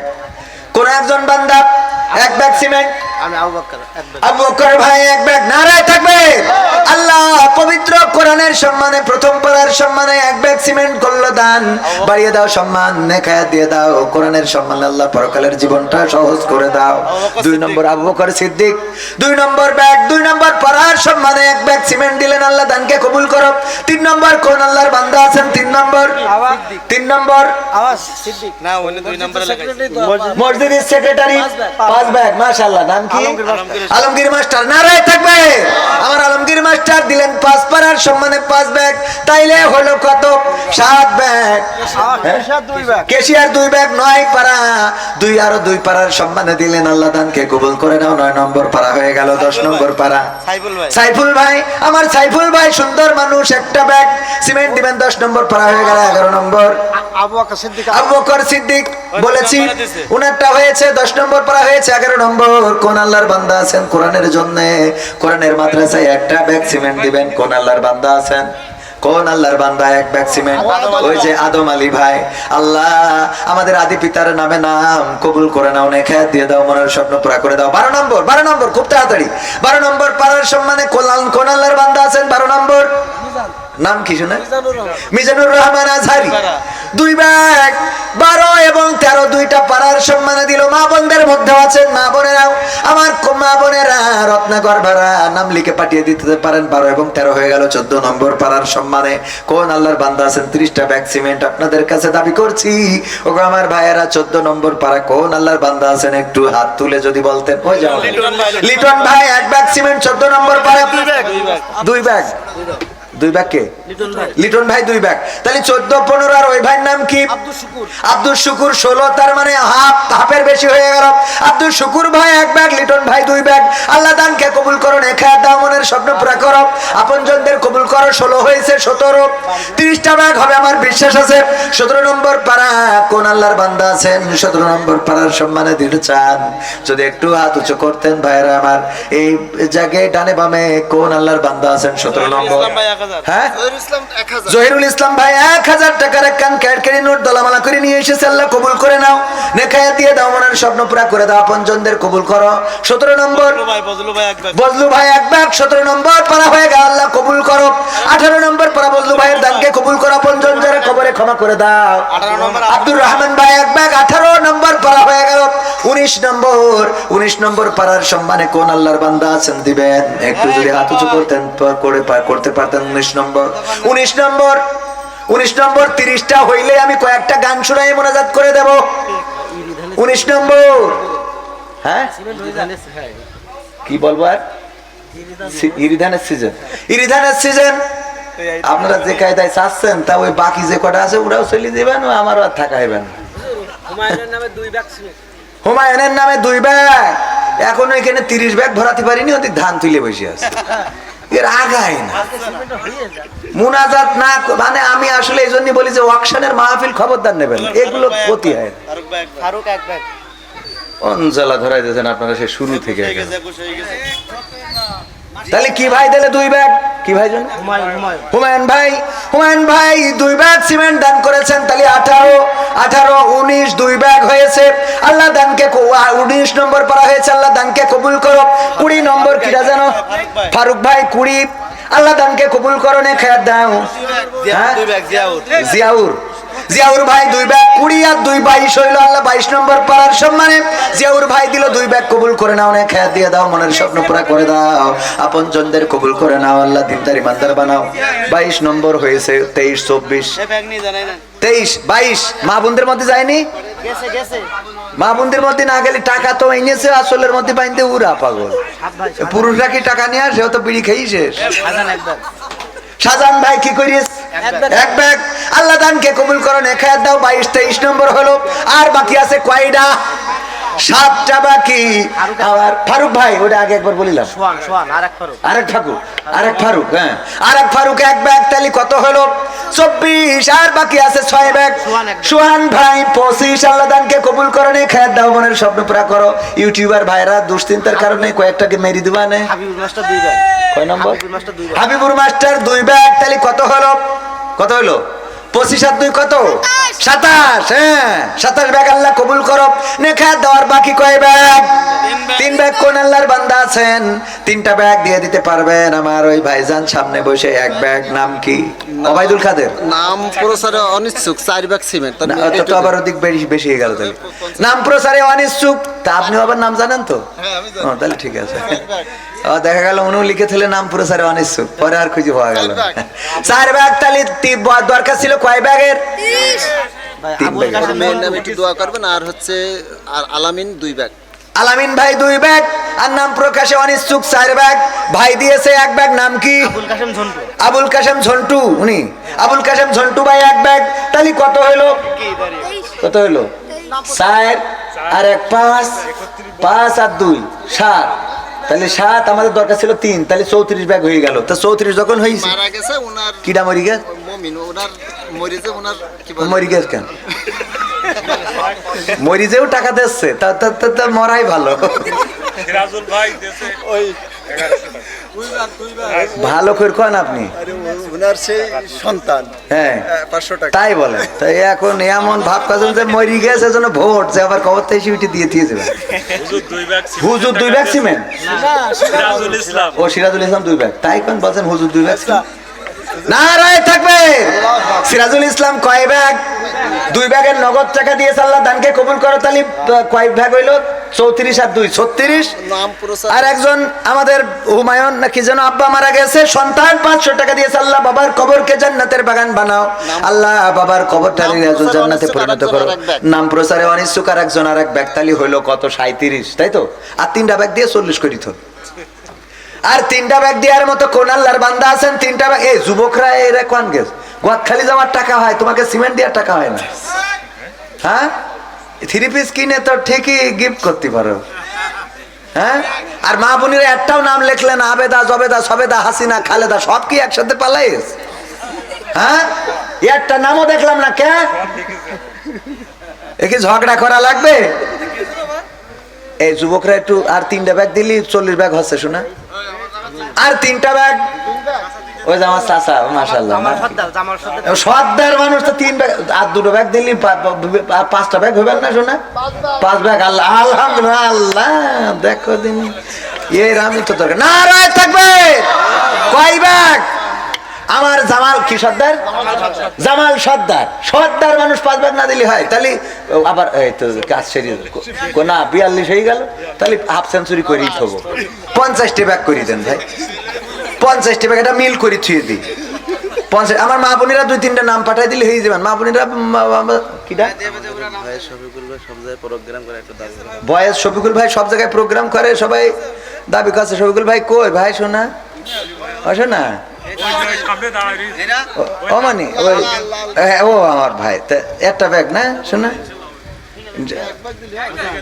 এক ব্যাগের বেশি নেওয়া ঠিক হয় না আগের মতো মাহফিল এখন হয় না তাহলে কয় ব্যাগ তাহলে আমার ভয়েস শফিকুল ভাই 1 ব্যাগ সিমেন্ট করলো দান আল্লাহ বাড়িয়ে দাও সম্মানে খেয়া দিয়ে দাও আল্লাহ সাউন্ডের ব্যবসা বাড়িয়ে দাও আল্লাহ তুমি দয়া করে রিজিকে বারাকা দান করে দাও বলেন আমিন তাহলে বাকি আছে কয় ব্যাগ আর 7টা ব্যাগ দিলে 50 ব্যাগ মানে হাফ সেঞ্চুরি আইপিএল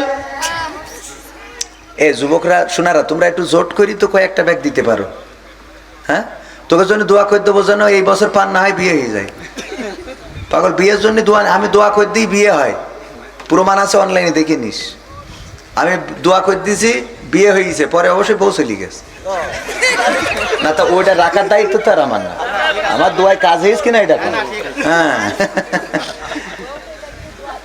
আর 7টা ব্যাগ হবে না শোনা না ওরা ভাই ওগেরও অভাব কাটছে না ওগের জন্য আমার আরো কটা গান গিয়ে দিতে হবে না ওরা এসেছে তেল খরচের দাম উঠবে না 7টা ব্যাগ কোন আল্লাহর বান্দা আল্লাহর নবীর ঘরের জন্য আমি আমার জন্য চাই নাই 7টা ব্যাগ দুবলো বনে বাঘ থাকে এমন কোন আল্লাহর বান্দা আছেন নাকি একাই দেবেন যদি থাকেন আর না থাকলে একটা ব্যাগ রয়েছে আমার যুবক ভাই এই যে আল্লাহ আমার এই যুবকের ভালো জায়গায় বিবাহের ব্যবস্থা করো আমেন নাকি কাম সারা হলে ছানি হবে 2টা হবে ইনশাআল্লাহ আল্লাহ কবুল করুন নাম বলার দরকার নেই তাহলে ওগুলো বাড়ি গেলে ধরবে নাম কি তরিকুল ভাই না রয়ে থাকবে আমার তরিকুল ভাই 2 ব্যাগ দিবেন আল্লাহ দানকে কবুল করো যুবক মানুষ আল্লাহ নেখায়াত দান করো মনের নেক মাকসাদ পুরা করে দাও দাম্পত্য জীবনে সুখ শান্তি দাও আর বাকি থাকলো 5টা ব্যাগ কোন আল্লাহর বান্দা আছেন আর 5 ব্যাগ দিবেন 1 ব্যাগ করে কোন আল্লাহর বান্দা আছেন 5টা ব্যাগ আপনাদের কাছে আব্দুল গফুর ভাই 1 ব্যাগ আর মাত্র 4 ব্যাগ বাকি আল্লাহ আব্দুল গফুর ভাইয়ের দানকে কবুল করো নেখায়াত দাও মনের স্বপ্ন পুরা করো আপনজনদের কবুল করো ইউসুফ আলী 2 ব্যাগ আল্লাহ দানকে কবুল করে নাও ইউসুফ আলীকে নবী ইউসুফের সাথে হাসর নাসর করে দাও তাইলে কোন মসজিদ মাদ্রাসা মসজিদের হুজুর 1 ব্যাগ সিমেন্ট তাইলে হয়ে গেল কত 48 আর 2 ব্যাগ বাকি কয় ব্যাগ আর 2টা ব্যাগ দিলে হাফ সেঞ্চুরি শেষ ভালো যার সব ভালো তার মা বোনেরা একটাও দিলে না জুব্বাসা আমার জুব্বাসা 1 ব্যাগ সিমেন্ট কই জুব্বাসা কই ও চাচা হ্যাঁ আলহামদুলিল্লাহ আমার জুব্বাসা 1 ব্যাগ আর মুজাহিদ 1 ব্যাগ আর বলো নেব না আর আমার টাকা ঘুষ দিলু নেব না ভাই শারমিন আক্তার কাকে দিবে এদের মধ্যে আইবিসি কাইম 1 ব্যাগ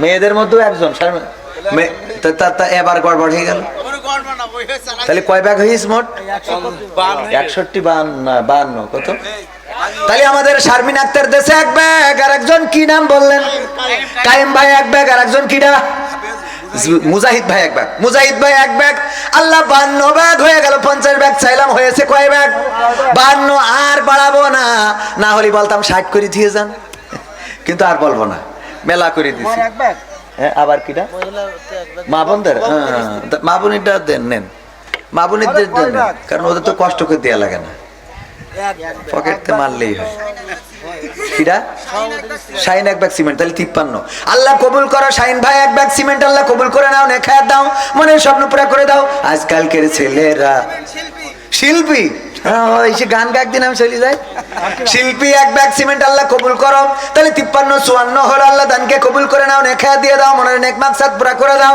আল্লাহ শিল্পীর কণ্ঠস্বর ভালো করে দাও বলেন আমিন সজীব ওরে এ কোনে ছিল ওরে টেকনিক আমি জুম খাই কপালে ওই এতক্ষণ কোনে ছিল কইছে মানে লাস্টে মজা দেখি তারপর মানে হুজুরির ঘাম ঝরাই নিয়ে তারপরে সজীব ভাই কয় ব্যাগ নারে তাকবীর তাহলে 54 আর 5 কত 59 বাকি আছে 60 হতে কয় ব্যাগ তো ফোন করলেন কোনে, তা কি হইলো? আমার বউ একবার দেখে ও মামা সেটা তো কবেন না আপনি, আল্লাহ এইরামই তো হয়ে থাকবে, সেইরাম বর সেইরাম বউ, খবর তো জন্য নিকে বিকে করতে দিন না আবার। না রয়ে থাকবে, আর রিস্ক নেবেনই না এই বয়সে, আল্লাহ খুব। কারণ এখন তো বেকায়দা অবস্থা, বেকায়দা অবস্থা না। আগে তো নিকে করলি গোলমাল হইতো, রাগ করি বাড়িতে চলে যেত, এখন রাগ করি যায় না, ডাইরেক্ট কেটে নিয়ে চলে যাচ্ছে। ঠিক না বে ঠিক? কথা কয় না, এই সত্য বললাম না মিথ্যা বললাম? তাহলে সভাপতির স্ত্রী এক ব্যাগ কয় ব্যাগ হইলো? 60 ব্যাগ হয়ে গেছে না? আলহামদুলিল্লাহ। আমার যদি দ্বিতীয় ব্যাগটা বক্তা করতো তা 60 ব্যাগ কেন, তোকে মাদ্রাসা আজকে দোতলা বানাই দিতে বাড়ি চলে যেত। ঠিক ঠিক কিন্তু পাকামো করা যায় সব এক গর্তের মধ্যে পুড়িয়ে দিয়েছে। হ্যাঁ সব তো অনুরোধ। তাহলে আর কোন যুবকরা আর কিছু দেবে? একটা কথা বলবো, শেষ কথা, আল্লাহ কোনো কিছু করলেই বলে 70 গুণ সওয়াব বাড়াই দেব। কয় গুণ? তা আমার মনে হচ্ছে 60 যখন হয়ে গেছে তাহলে 70টা করে ঠিক গেলে একটা লাইন মতো জায়গায় থাকতো, তাই না? এটা লাইন মতো হইতো না? তা আমি দুই একটা গান গাচ্ছি, এর মধ্যে একটু মনে করি, দেখি যে এই 10 জন ভাগ্যবান কারা, একটুখানি নামটা লিখাই দেবেন, আমি দোয়া করে দেবো ইনশা। বই নিয়ে আর বসে না ও বাবা, গুগলে সার্চ করিয়া পড়ে, ওরা কালের মেয়েরা কোরআন হাদিস ধরে না, এখনকার মা বোনেরা কোরআন হাদিস পড়ে না, ও আল্লাহ টিকটকে ভিডিও ওরা করে। আজকালকের ছেলেরা বই নিয়ে আর বসে না, গুগলে সার্চ করিয়া পড়ে। আগের সময় প্রেম করিলে মুরব্বীরা বলতে পাইছো কি, এখন বলে শখ করিয়া বাবু তুমি খাইছো কি? কথা কয় না যুবকরা, ঠিক না বেঠে? আগের সময় প্রেম করিলে মুরব্বীরা বলতো পাইছো কি, এখন বলে শখ করিয়া বাবু তুমি খাইছো কি? লজ্জা শরম নাই আইলাম কোন জামানাই, লজ্জা শরম নাই আইলাম কোন জামানাই, ভবিষ্যৎ দেখি অন্ধকারে। আজকালকের ছেলেরা বই নিয়ে আর বসে না ও বাবা, গুগলে সার্চ করিয়া পড়ে। ভাইরে এই বেশি করে ফেলালেন না? নতুন করে হয়েছে চালু এখন আবার কোন ট্রেন্ড, পরিচয় করাই দেখি এই আমার গার্লফ্রেন্ড। কথা হয় না, ঠিক না বে ঠিক? নতুন করে হয়েছে চালু এখন আবার কোন ট্রেন্ড, পরিচয় করাই দেখি এই আমার বয়ফ্রেন্ড। শরমের মাথা খাইয়া গেছে ওরা পাগল হইয়া, শরমের মাথা খাইয়া গেছে সব পাগল হইয়া, ভবিষ্যৎ দেখি অন্ধকারে। আজকালকের ছেলেরা বই নিয়ে আর বসে না ও বাবা, গুগলে সার্চ করিয়া পড়ে। ওরে কালের মেয়েরা কোরআন হাদিস ধরে না, এখনকার মা বোনেরা কোরআন হাদিস পড়ে না, ও আল্লাহ টিকটকে ভিডিও ওরা করে। আজকালকের ছেলেরা বই নিয়ে আর বসে না, গুগলে সার্চ করিয়া পড়ে। ঠিক না বে ঠিক? এখনকার মা বোনেরা কোরআন, আগে কোরআন পড়তো, কোরআন শিখতো, কোরআন জানতো, কোরআন মানতো, কিন্তু এখনকার মা বোনেরা ফোন নিয়ে পড়ে থাকে। সন্তানরা ফোন দেখবে, সন্তানরা তাদেরকে ভালো বানাবে, সন্তানদেরকে ভালো বানাবে, কিন্তু মাই তো সারাক্ষণ ফোনের মধ্যে ডুবে থাকে। এই সন্তান আর কত ভালো হবে বলেন, ঠিক না বেঠি?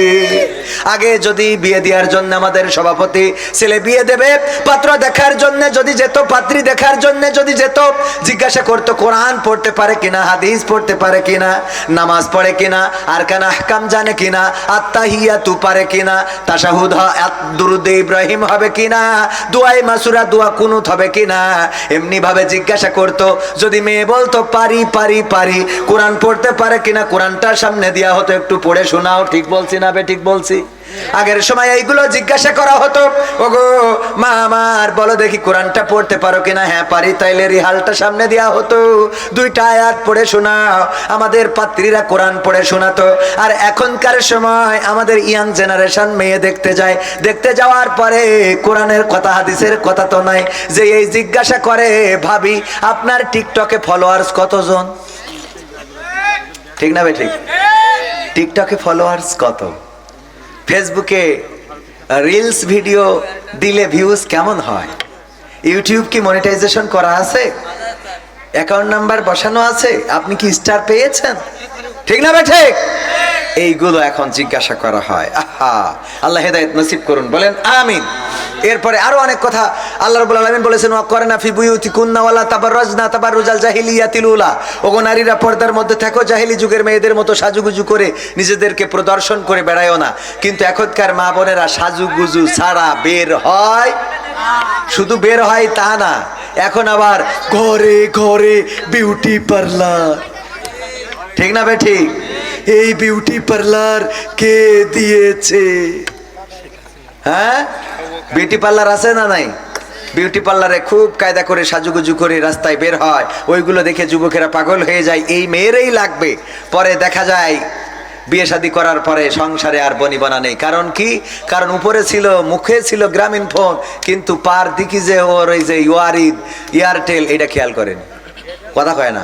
উপরের নেটওয়ার্ক ছিল কিসের? গ্রামীণ ফোনের। নিচের দিকে কি?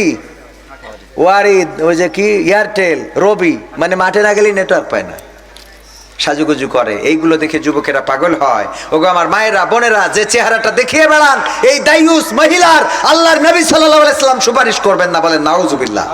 আল্লাহর নবীর কন্যা ফাতেমা, আল্লাহর নবী যখন আহত হয়েছেন, ছুটে চললেন ফাতেমা রাদিয়াল্লাহু তাআলা আনহা উহুদের ময়দানে। যাওয়ার পরে পিতার কাছে যেয়ে দাঁড়ালেন। আল্লাহর নবীর হুঁশ ফেরার পরে দেখলেন ফাতেমা পাশে বসা।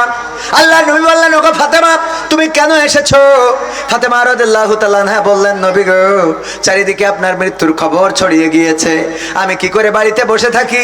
আমার কলিজার টুকরা বাবা মৃত্যু হয়ে গেছে, এমন খবর শোনার পরে কি করে আমি বাড়িতে বসে থাকবো? এই জন্য ছুটে এসেছি। আল্লাহর নবী বললেন, ওগো ফাতেমা, তোমার বোরখার মধ্যে একটা ছিদ্র দেখা যায়, ছেঁড়া জায়গা দেখা যায়, যেই জায়গা দিয়ে তোমার গায়ের রং দেখা যায়। বলো দেখি, ওই ছেঁড়া জায়গা দিয়ে তোমার গায়ের রং কি পৃথিবীর কোনো মানুষ দেখেছে নাকি? ফাতেমা রাদিয়াল্লাহু তাআলা আনহা বললেন, ওগো নবী গো, আমি যখন শুনেছি আমার পিতা বেঁচে নাই, গোটা মদিনায় খবর ছড়িয়েছে নবী মুহাম্মদ শহীদ হয়ে গিয়েছেন, এটা জানার পরে আমি ছুটে চলে এসেছি। আমার বোরখায় যে ছেঁড়া, এটা আমি ভুলি নাই। আমি ওই অবস্থার মধ্যেও আমার ছেঁড়া জায়গাটা, আমার বোরখার ছেঁড়া জায়গাটা মুঠ করে ধরে নিয়ে এসেছি। পৃথিবীর কোনো মানুষ আমার এই ছেঁড়া জায়গা দিয়ে আমার গায়ের রং দেখতে পারে নাই। আল্লাহর নবী বললেন, ওগো ফাতেমা, শুনে নাও, যদি তোমার ওই বোরখার ছেঁড়া জায়গা দিয়ে পৃথিবীর কোনো মানুষ তোমার গায়ের রংটা দেখে ফেলতো, আমি নবী পরকালের ময়দানে তুমি আমার কন্যা, এই পরিচয়টা দিতাম না।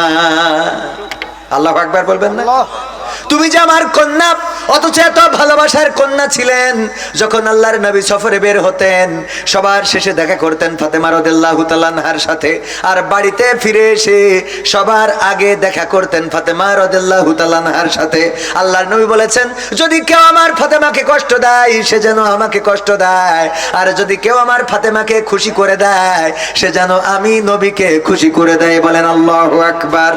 এই ভালোবাসার কন্যা, কন্যা ফাতেমাকে আল্লাহর নবী সাল্লাল্লাহু আলাইহি সাল্লাম এত ভালোবাসার পরেও গায়ের রং যদি পৃথিবীর মানুষ দেখে ফেলতো ওই পরকালের ময়দানে, আল্লাহর নবী বলেছেন, আমি তোমার কন্যা বলে পরিচয় দিতাম না। এবার মা বোনেরা চিন্তা করে দেখেন, আপনার গায়ের রং, আপনার হাতের রং, আপনার পায়ের রং, মুখের রং, চোখের রং, সব কিছু পৃথিবীর মানুষ কতজন কত বেগানা দেখলো, কত মানুষকে দেখালেন। এখন আবার ভিডিও কলে দেখানো যায় না? যায় না? দেশের মানুষ তো দেশের মানুষ, বিদেশের মানুষেরও দেখায়, আছে না নাই? ওগো আমার ভাইয়েরা, ওগো আমার মায়েরা, ওগো আমার বোনেরা, এই জন্য পর্দা বজায় রেখে চলতে হবে। আল্লাহ সবাইকে সেই তৌফিক দান করুন, বলেন আমিন। এরপরে 10 ব্যাগ বাকি ছিল। কয় ব্যাগ? ফজলু ভাই 500 টাকা। আল্লাহ দানকে কবুল করে নিন, নেখায়াত দান করে দিন, বলেন আমিন। কাশীপুর মহিলা মাদ্রাসার শিক্ষক 2 বস্তা সিমেন্ট। কাশীপুর মহিলা মাদ্রাসার শিক্ষক 2 বস্তা সিমেন্ট করলেন দান। আল্লাহ বাড়িয়ে দাও, সম্মান নেখায়াত দিয়ে দাও, মনের স্বপ্ন পুরা করে দাও। আপন জনদের কবুল করে নাও। আর 8টা ব্যাগ বাকি। এই 8টা ব্যাগ দেওয়ার মতো নাম কি কেউ লিখিয়েছেন? নাম যদি না লিখাই থাকেন, তাইলে আরো 2-1টা সঙ্গীত শোনাবো। প্রবাসীদের গান। হ্যাঁ হ্যাঁ, জাহিদ ভাই 1 ব্যাগ আর 7 ব্যাগ বাকি। যেই গানটা গাওয়ার কারণে আমার শিকড় গাছায় কলার ধরে টেনে নিয়ে যে নির্যাতন করলো, নিষ্পেষণ করলো, যেই ভাইরা নির্যাতন করেছিল পরবর্তীতে ক্ষমা চেয়ে নিয়েছিলেন, সেই সময় আমি বলেছিলাম কিছুই মনে করি নাই, কিন্তু আমরা মনে করি আর না করি, মনে করার মালিক কে?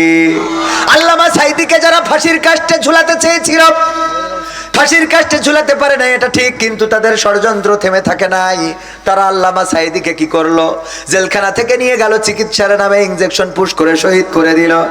2023-এর 14ই আগস্টে আল্লামা সাঈদীকে শহীদ করা হলো। 2024-এর 14ই আগস্ট আর আসে নাই। 5ই আগস্ট একেবারে পুটলা পুটলি বাইন্দে নিয়ে দাদার দেশে যাওয়া লাগলো। বলেন ঠিক কিনা? যেই লোকগুলো আল্লামা সাঈদীর ওসিয়াত করা কবর দেওয়ার কথা ছিল কোথায়? খুলনায় সিদ্দিকিয়া আলিয়া মাদ্রাসায় আল্লামা সাঈদীর ওসিয়াত করা কবরস্থানটা সেই জায়গায় তৈরি করা ছিল। ওসিয়াত করা জায়গাটাই খুলনায় যারা কবর দিতে দেয় নাই তারা বলেছিল খুলনার ইহুদি দেলোয়ার হোসাইন সাঈদী। বলেন নাউজুবিল্লাহ। ওরা স্লোগান দিয়েছিল, এখনো অনলাইনে আছে না নাই, খুলনার ইহুদি দেলোয়ার হোসাইন সাঈদী। এই কথা যারা বলেছো, তোমরা যদি বাবার বেটা হয়ে থাকো আজকে রাজপথে দাঁড়াও দেখি। সাঈদী ভক্তরা তোমরা ক্ষমতায় থাকতেই তার জানাজা পড়িয়ে পিরোজপুরে দেখিয়ে দিয়েছে এই বাংলাদেশের সর্বশ্রেষ্ঠ জানাজা হয়েছে। বলেন ঠিক কিনা? আর তোমাদের বাবারা মারা গেলে জানাজা পড়ার জন্য লোক পাওয়া যায়। তোমাদের মায়েরা বোনেরা বাংলাদেশে দাঁড়ানোর মতো সাহস করে না, কারণ এই বাংলাদেশের সাথে যারা দুর্নীতি করেছে, 2 নম্বরই করেছে, তাদের অবস্থান এই বাংলাদেশে হবে না। আর দেশপ্রেমিক যারা তারা শহীদ হয় ঠিকই, তাদের কবর দিতে না দিলেও এই জমিনে তাদের কবর আছে না নাই? আছে না নাই? পিরোজপুরে আল্লামা সাঈদীর কবর হয়েছে, অথচ যারা আল্লামা সাঈদীর কবর বঞ্চিত করেছে ওই সিদ্দিকিয়া আলিয়া মাদ্রাসায় কবর দিতে দেয় নাই, এদের অনেকের লাশ এই জমিনে শিয়াল কুত্তায় খেয়ে যাবে। বলেন ঠিক কিনা? যে গানটা গাওয়ার কারণে নির্যাতিত হয়েছিলাম, আপনার এই জিগরগাছায় সেই গানটাকে একটু শোনাবো। টেকনাফ থেকে তেতুলিয়া, রূপসা থেকে পাথুরিয়া, একটি নামে সবাই যাকে চেনে। 1-2 জন নয়, 1.5 শতাধিক মানুষ জীবন দিল শুধু জারি প্রেমে। সেই মানুষের মুক্তি চেয়ে যেতাম আমি গান গে, সেই মানুষের মুক্তি চেয়ে যেতাম আমি গান গে। সেই মানুষটি নাই দুনিয়ায় নাই, আজ আর মুক্তি চাওয়ার নাই প্রয়োজন নাই রে, আজ আর আমার গানের নাই প্রয়োজন নাই, আজ আর মুক্তি চাওয়ার নাই প্রয়োজন নাই গো, আজ আর আমার গানের নাই প্রয়োজন নাই। আল কোরআনের মধুর বাণী বলতো সুরে সুরে, নবীর বাণী পৌঁছে দিত বিশ্বটাতে ঘুরে। আল কোরআনের মধুর বাণী বলতো সুরে সুরে, নবীর বাণী পৌঁছে দিত বিশ্বটাতে ঘুরে। তার মুখের এই বয়ান শুনে হতো মুসলমান, বুকের সাথে বুক মিলিয়ে ধন্য কত প্রাণ। আল কোরআনের মধুর বাণী বলতো সুরে সুরে, নবীর বাণী পৌঁছে দিত বিশ্বটাতে ঘুরে। তার মুখের এই বয়ান শুনে হতো মুসলমান, বুকের সাথে বুক মিলিয়ে ধন্য কত প্রাণ। সেই মানুষের মুক্তি চেয়ে যেতাম আমি গান গে, ওই মানুষের মুক্তি চেয়ে যেতাম আমি গান গে। সেই মানুষটি নাই দুনিয়ায় নাই, আজ আর মুক্তি চাওয়ার নাই প্রয়োজন নাই গো, আজ আর আমার গানের নাই প্রয়োজন নাই, আজ আর মুক্তি চাওয়ার নাই প্রয়োজন নাই রে, আজ আর আমার গানের নাই প্রয়োজন নাই। লাখো লোকের সমাগম হতো তার সে মাহফিলে, এসব দেখে বাতিলের জানি কলিজা যেত জ্বলে। লাখো লোকের সমাগম হতো তার সে মাহফিলে, এসব দেখে আবু জাহেলের কলিজা যেত জ্বলে। সুরে সুরে তার কেটে যেত যে আধার অমানিসা, পথহারারা খুঁজে পেত সঠিক পথের দিশা। লাখো লোকের সমাগম হতো তার সে মাহফিলে, এসব দেখে আবু লাহাবের কলিজা যেত জ্বলে। সুরে সুরে তার কেটে যেত যে আধার অমানিসা, পথহারারা খুঁজে পেত সঠিক পথের দিশা। সেই মানুষের মুক্তি চেয়ে যেতাম আমি গান গে, ওই মানুষের মুক্তি চেয়ে যেতাম আমি গান গে। সেই মানুষটি নাই দুনিয়ায় নাই, আজ আর মুক্তি চাওয়ার নাই প্রয়োজন নাই রে, আজ আর আমার গানের নাই প্রয়োজন নাই, আজ আর মুক্তি চাওয়ার নাই প্রয়োজন নাই গো, আজ আর আমার গানের নাই প্রয়োজন নাই। টেকনাফ থেকে তেতুলিয়া, রূপসা থেকে পাথুরিয়া, একটি নামে সবাই যাকে চেনে। এক দুইজন নয়, 1.5 শতাধিক মানুষ জীবন দিল শুধু যারি প্রেমে। সেই মানুষের মুক্তি চেয়ে যেতাম আমি গান গেয়ে, ওই মানুষের মুক্তি চেয়ে যেতাম আমি গান গেয়ে। সেই মানুষটি নাই দুনিয়ায় নাই, আজ আর মুক্তি চাওয়ার নাই প্রয়োজন নাই রে, আজ আর আমার গানের নাই প্রয়োজন নাই, আজ আর মুক্তি চাওয়ার নাই প্রয়োজন নাই গো, আজ আর আমার গানের নাই প্রয়োজন নাই। এই গানটা বাংলাদেশে গাইতাম যে আমি সেই মানুষের মুক্তি চেয়ে যাই। এই গাওয়ার কারণে, এই গান গাওয়ার কারণে আমাকে জিকরগাছায় ধরে নিয়ে শুধুমাত্র কৈফিয়ত চাওয়া হলো যে রাষ্ট্র যাকে যুদ্ধাপরাধীর মামলায় রায় দিয়েছে তার বিরুদ্ধে গান গেয়ে কি আপনি রাষ্ট্রদ্রোহী পাপ করেননি? আমি বললাম সে রাষ্ট্রের কাছে অপরাধী হতে পারে, কিন্তু আমাদের কাছে একজন কোরআনের খাদেম, একজন মুফাসসির গোটা বাংলাদেশে তাফসীর করেছেন, যার আলোচনা শুনে তাওহীদি জনতারা জাগ্রত হয়েছে, যার আলোচনা শুনে পথহারা মানুষেরা পথের দিশা পেয়েছে, যার আলোচনা শুনে অন্যান্য ধর্ম অবলম্বীরা ইসলামের আলোয় আলোকিত হয়েছে, কোরআনের আলোয় আলোকিত হয়েছে, কালেমা পড়ে মুসলমান হয়েছে, জান্নাতের পথটা খুঁজে পেয়েছেন। এই কোরআনের পাখির পক্ষে গান গায়। রাষ্ট্র কাকে রায় দিয়েছে তার বিপক্ষে বা তার পক্ষে নয়, বরং আমি শুধুমাত্র একজন কোরআনের তাফসীর কারক, তার পক্ষেই কথা বলি, তার পক্ষেই গান গায়। অপরাধ এটাই, আমাকে জয় বাংলা বলতে হলো, জয় বঙ্গবন্ধু বলতে হলো। এরপরে বলা হলো যে ভবিষ্যতে সাবধান, বাজারগুলোতে উঠতে দেয়া হতো না, ঘোষণা দেওয়া হয়েছিল।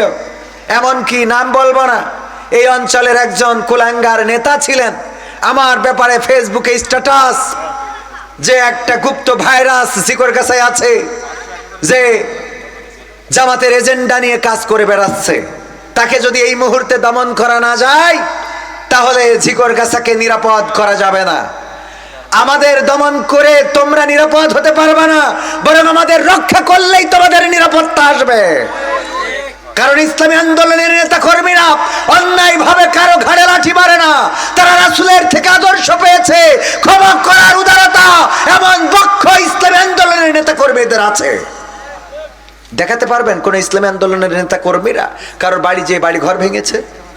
দেখাতে পারবেন একটা? ভাঙে নাই। বরং এই মানুষদেরকে রক্ষা করলেই তোমাদের রক্ষা হয়ে যেত। রক্ষা করার মালিককে? তোমরা যাদেরকে এই দেশ থেকে বিতাড়িত করতে চেয়েছো তারা কিন্তু এই দেশে আছে। আমরা মরলেও লাখ টাকা, বাঁচলেও লাখ টাকা। আমরা তো শহীদি তামান্না নিয়ে ঘুরে বেড়াই, আমরা তো মরার জন্য প্রস্তুত। আমরা বলেছি প্রথমে যে আয়াতে কারিমা তেলাওয়াত করেছিলাম, মনে আছে? ইন্না সলাতি ওয়া নুসুকি ওয়া মাহইয়ায়া ওয়া মামাতি লিল্লাহি রাব্বিল আলামিন, সূরা আল আনামের 162 নম্বর আয়াত মনে হয়। আমার হাফেজ সাহেব আছেন, উনি আমার ঠিকানা তানজিমুল কোরআন ক্যাডেট মাদ্রাসা। আমি একটা মাদ্রাসা করেছি, জানেন আপনারা, ছুটিপুরে। আবাসিক চালু হবে আগামী 13 তারিখ থেকে। 180 জন ছাত্রছাত্রী আমরা প্রথম বছরেই, আমাদের ক্যাপাসিটি নাই, ছিল 120, কিন্তু 180 জন নিতে হয়েছে। প্রতিনিয়ত ফেরত দিতে হয় ছাত্রছাত্রী। উনি সেই মাদ্রাসার শিক্ষক, আমার থেকে অনেক বড় আলেম, অনেক বড় ওয়াইজিন, অনেক বড় কোরআনের। ওনার কাছ থেকে আজকেও কোরআন শুনে এখানে আসছে, ঠিক তো? বললাম ভাই একটু কোরআন পড়েন। আমি তো কিছু না, আমি তো এমনি মনে করেন এই ওই যে খালি ঢোল বাজে বেশি, এই করি মনে করেন। আমার খালি টাকা বেশি নেওয়া ছাড়া আর অন্য কোনো যোগ্যতা আছে বলে মনে হয় না। বাকি যোগ্যতা উনাদের, কিন্তু ওনারা টাকা পায় না। এই হলো সময়, ওনাদের একটু টাকা দিলে ভালো করে নিতে পারতো। যাই হোক, ওনাকে সাথে করে নিয়ে আসছি এই মাদ্রাসায়। এই মাদ্রাসাটা করেছি, এই মাদ্রাসার হিফজুল কোরআন বিভাগ হবে খুব তাড়াতাড়ি। তো আমরা আসি বলেই ইসলামকে বা কোরআনকে, হাদিসকে এইভাবে নিয়ে যাচ্ছি। আমাদের যে কথা বলছিলাম, আমার পথ হারাই ফেলছি, যে আমরা বলেছি ইন্না সলাতি ওয়া নুসুকি ওয়া মাহইয়ায়া ওয়া মামাতি লিল্লাহি রাব্বিল আলামিন। আমাদের জীবনকে আমরা কুরবানি করেছি কার রাস্তায়? আল্লাহর রাস্তায়। সুতরাং তোমরা আমাদের মারলে সেটাকে আমরা অ্যাকসেপ্ট করি, কারণ আমরা শহীদ হতে চাই, ঠিক না ভাই? ঠিক। শহীদের ওপারে কি শাহাদাতের তামান্না নিয়ে ঘুরে বেড়াই। তো আমাদেরকে ভয় দেখায় কোনো লাভ নাই। আমরা যতদিন বেঁচে থাকবো ততদিন আল্লাহর পথে কাজ করে যাব, যতদিন বেঁচে থাকবো কোরআনের পথে কাজ করে যাবো। তোমরা আমাদেরকে মারবা, আমরা তো জান্নাতে যেতে চাই। সুতরাং মেরে আমাদের জান্নাতের পথটা আগিয়ে দাও। সিমেন্ট আর কে দিয়েছে? মুকুল মিয়া 3 ব্যাগ। আমার মুকুল মিয়া দিয়েছে 3 ব্যাগ, তাহলে কয় ব্যাগ হয়েছে? 65। কয় ব্যাগ হয়েছে? 66। আর বাকি আছে 4 ব্যাগ। তাহলে আরো একটা গান মনে গাইতে হবে। আমার বাংলাদেশের প্রবাসীদের গল্প বলি শোনো, আমার জিকর গাছার প্রবাসীদের গল্প বলি শোনো। এ গল্প তো কল্পনা নয়, তোমরা কি তা জানো ও ভাই? এ গল্প তো কল্পনা নয়, তোমরা কি তা জানো? আমার বাংলাদেশের প্রবাসীদের গল্প বলি শোনো। পল্লী গায়ের দুরন্ত ছেলে বাপে ডাকে খোকা, হঠাৎ করে ঢুকলো মাথায় বিদেশ যাওয়ার পোকা। রোগে শোকে ক্লান্ত পিতা খাটার নাই উপায়, বেকার ছেলের এমন কথায় বাবাও দিল সাই। ক্ষেতের জমি হালের গরু বিক্রয় করে দিয়ে বাকি টাকা করলো পূরণ মায়ের গহনা নিয়ে। অনেক আশা বুকে বেঁধে ছাড়লো যখন বাড়ি, সে যে কি বেদনা বিধুর ছিড়লো যেন নাড়ি। মায়ে কান্দে ভাইয়ে কান্দে, কান্দে আপন চোখের জলে বুক ভেসে যায়, শক্ত করে মন। এমন মানুষ কোন সেজনা, এমন মানুষ কোন সেজনা, তোমরা কি তা জানো? আমার বাংলাদেশের প্রবাসীদের গল্প বলি শোনো, আমার পদ্ম পুকুরের প্রবাসীদের গল্প বলি শোনো। বিমানেতে বসে খোকা জানালারি পাশে, নীল আকাশে তাকিয়ে দেখে মায়ের ছবি ভাসি। আঁচল দিয়ে চোখ মুছে মা প্রভুকে যে বলে, আল্লাহ তুমি ভালো রেখো আমার কোলের ছেলে। খোকা যে ছিল মা জননীর কলিজারি বোটা, ভাবতে সব চোখ ভিজে জল পড়লো ফোঁটা ফোঁটা। এমন মানুষ কোন সেজনা, এমন মানুষ কোন সেজনা, তোমরা কি তা জানো? আমার বাংলাদেশের প্রবাসীদের গল্প বলে শোনো, আমার জিকর গাছার প্রবাসীদের গল্প বলে শোনো। নদ নদী আর সাগর নগর দিয়ে খোকা পাড়ি, পোষালো যে অতি সাধের বিদেশেরও বাড়ি। অনেক কষ্টে মিলল খোকার এমন একটা কাজ, হাড় ভাঙা খাটুনি তাতে সকাল দুপুর সাজ।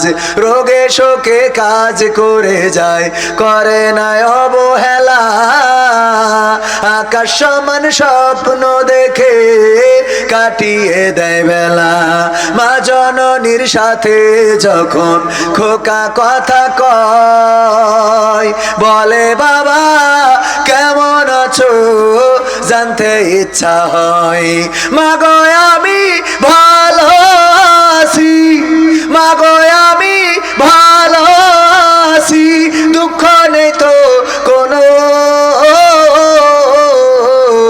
আমার জিকর গাছার প্রবাসীদের গল্প বলে শোনো, আমার মালয়েশিয়ার প্রবাসীদের গল্প বলে শোনো।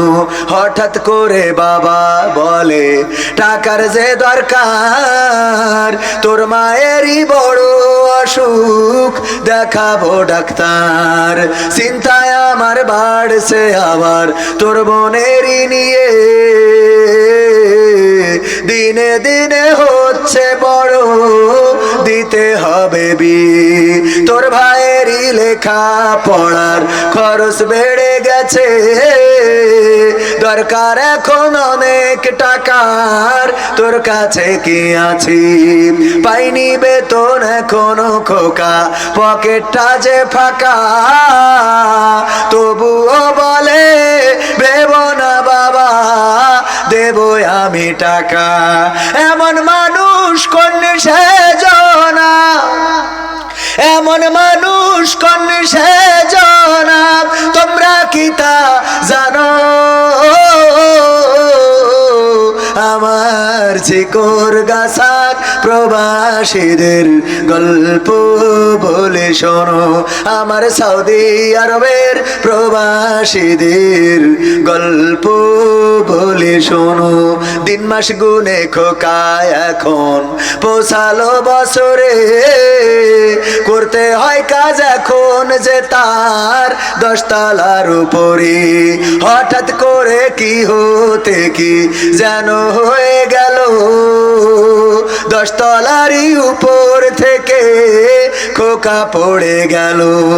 আকাশ সমান স্বপ্নগুলো আকাশে গেল উড়ে, দেহ থেকে প্রাণ পাখিটাও গেল যে ভাই ছিড়ি। বন্ধুরা যে এসে দেখে রক্তে তরতর, নিথর দেহ পড়ে আছে জমিনের উপর। এমন মানুষ কোন সেজনা, এমন মানুষ কোন সেজনা, তোমরা কি তা জানো?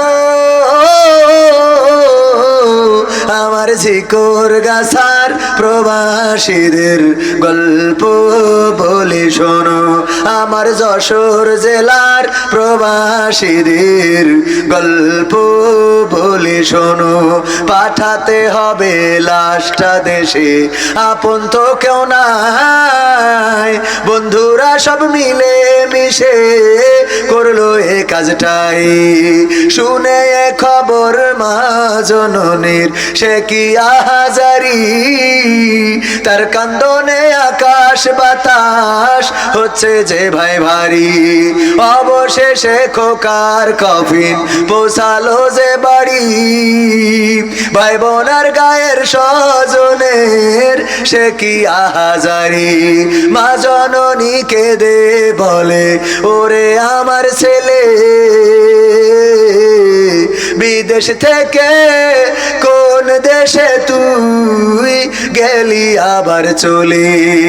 মাগো আমি সুখানিতে, মাগো আমি সুখ কিনিতে জীবন দিছি জানো।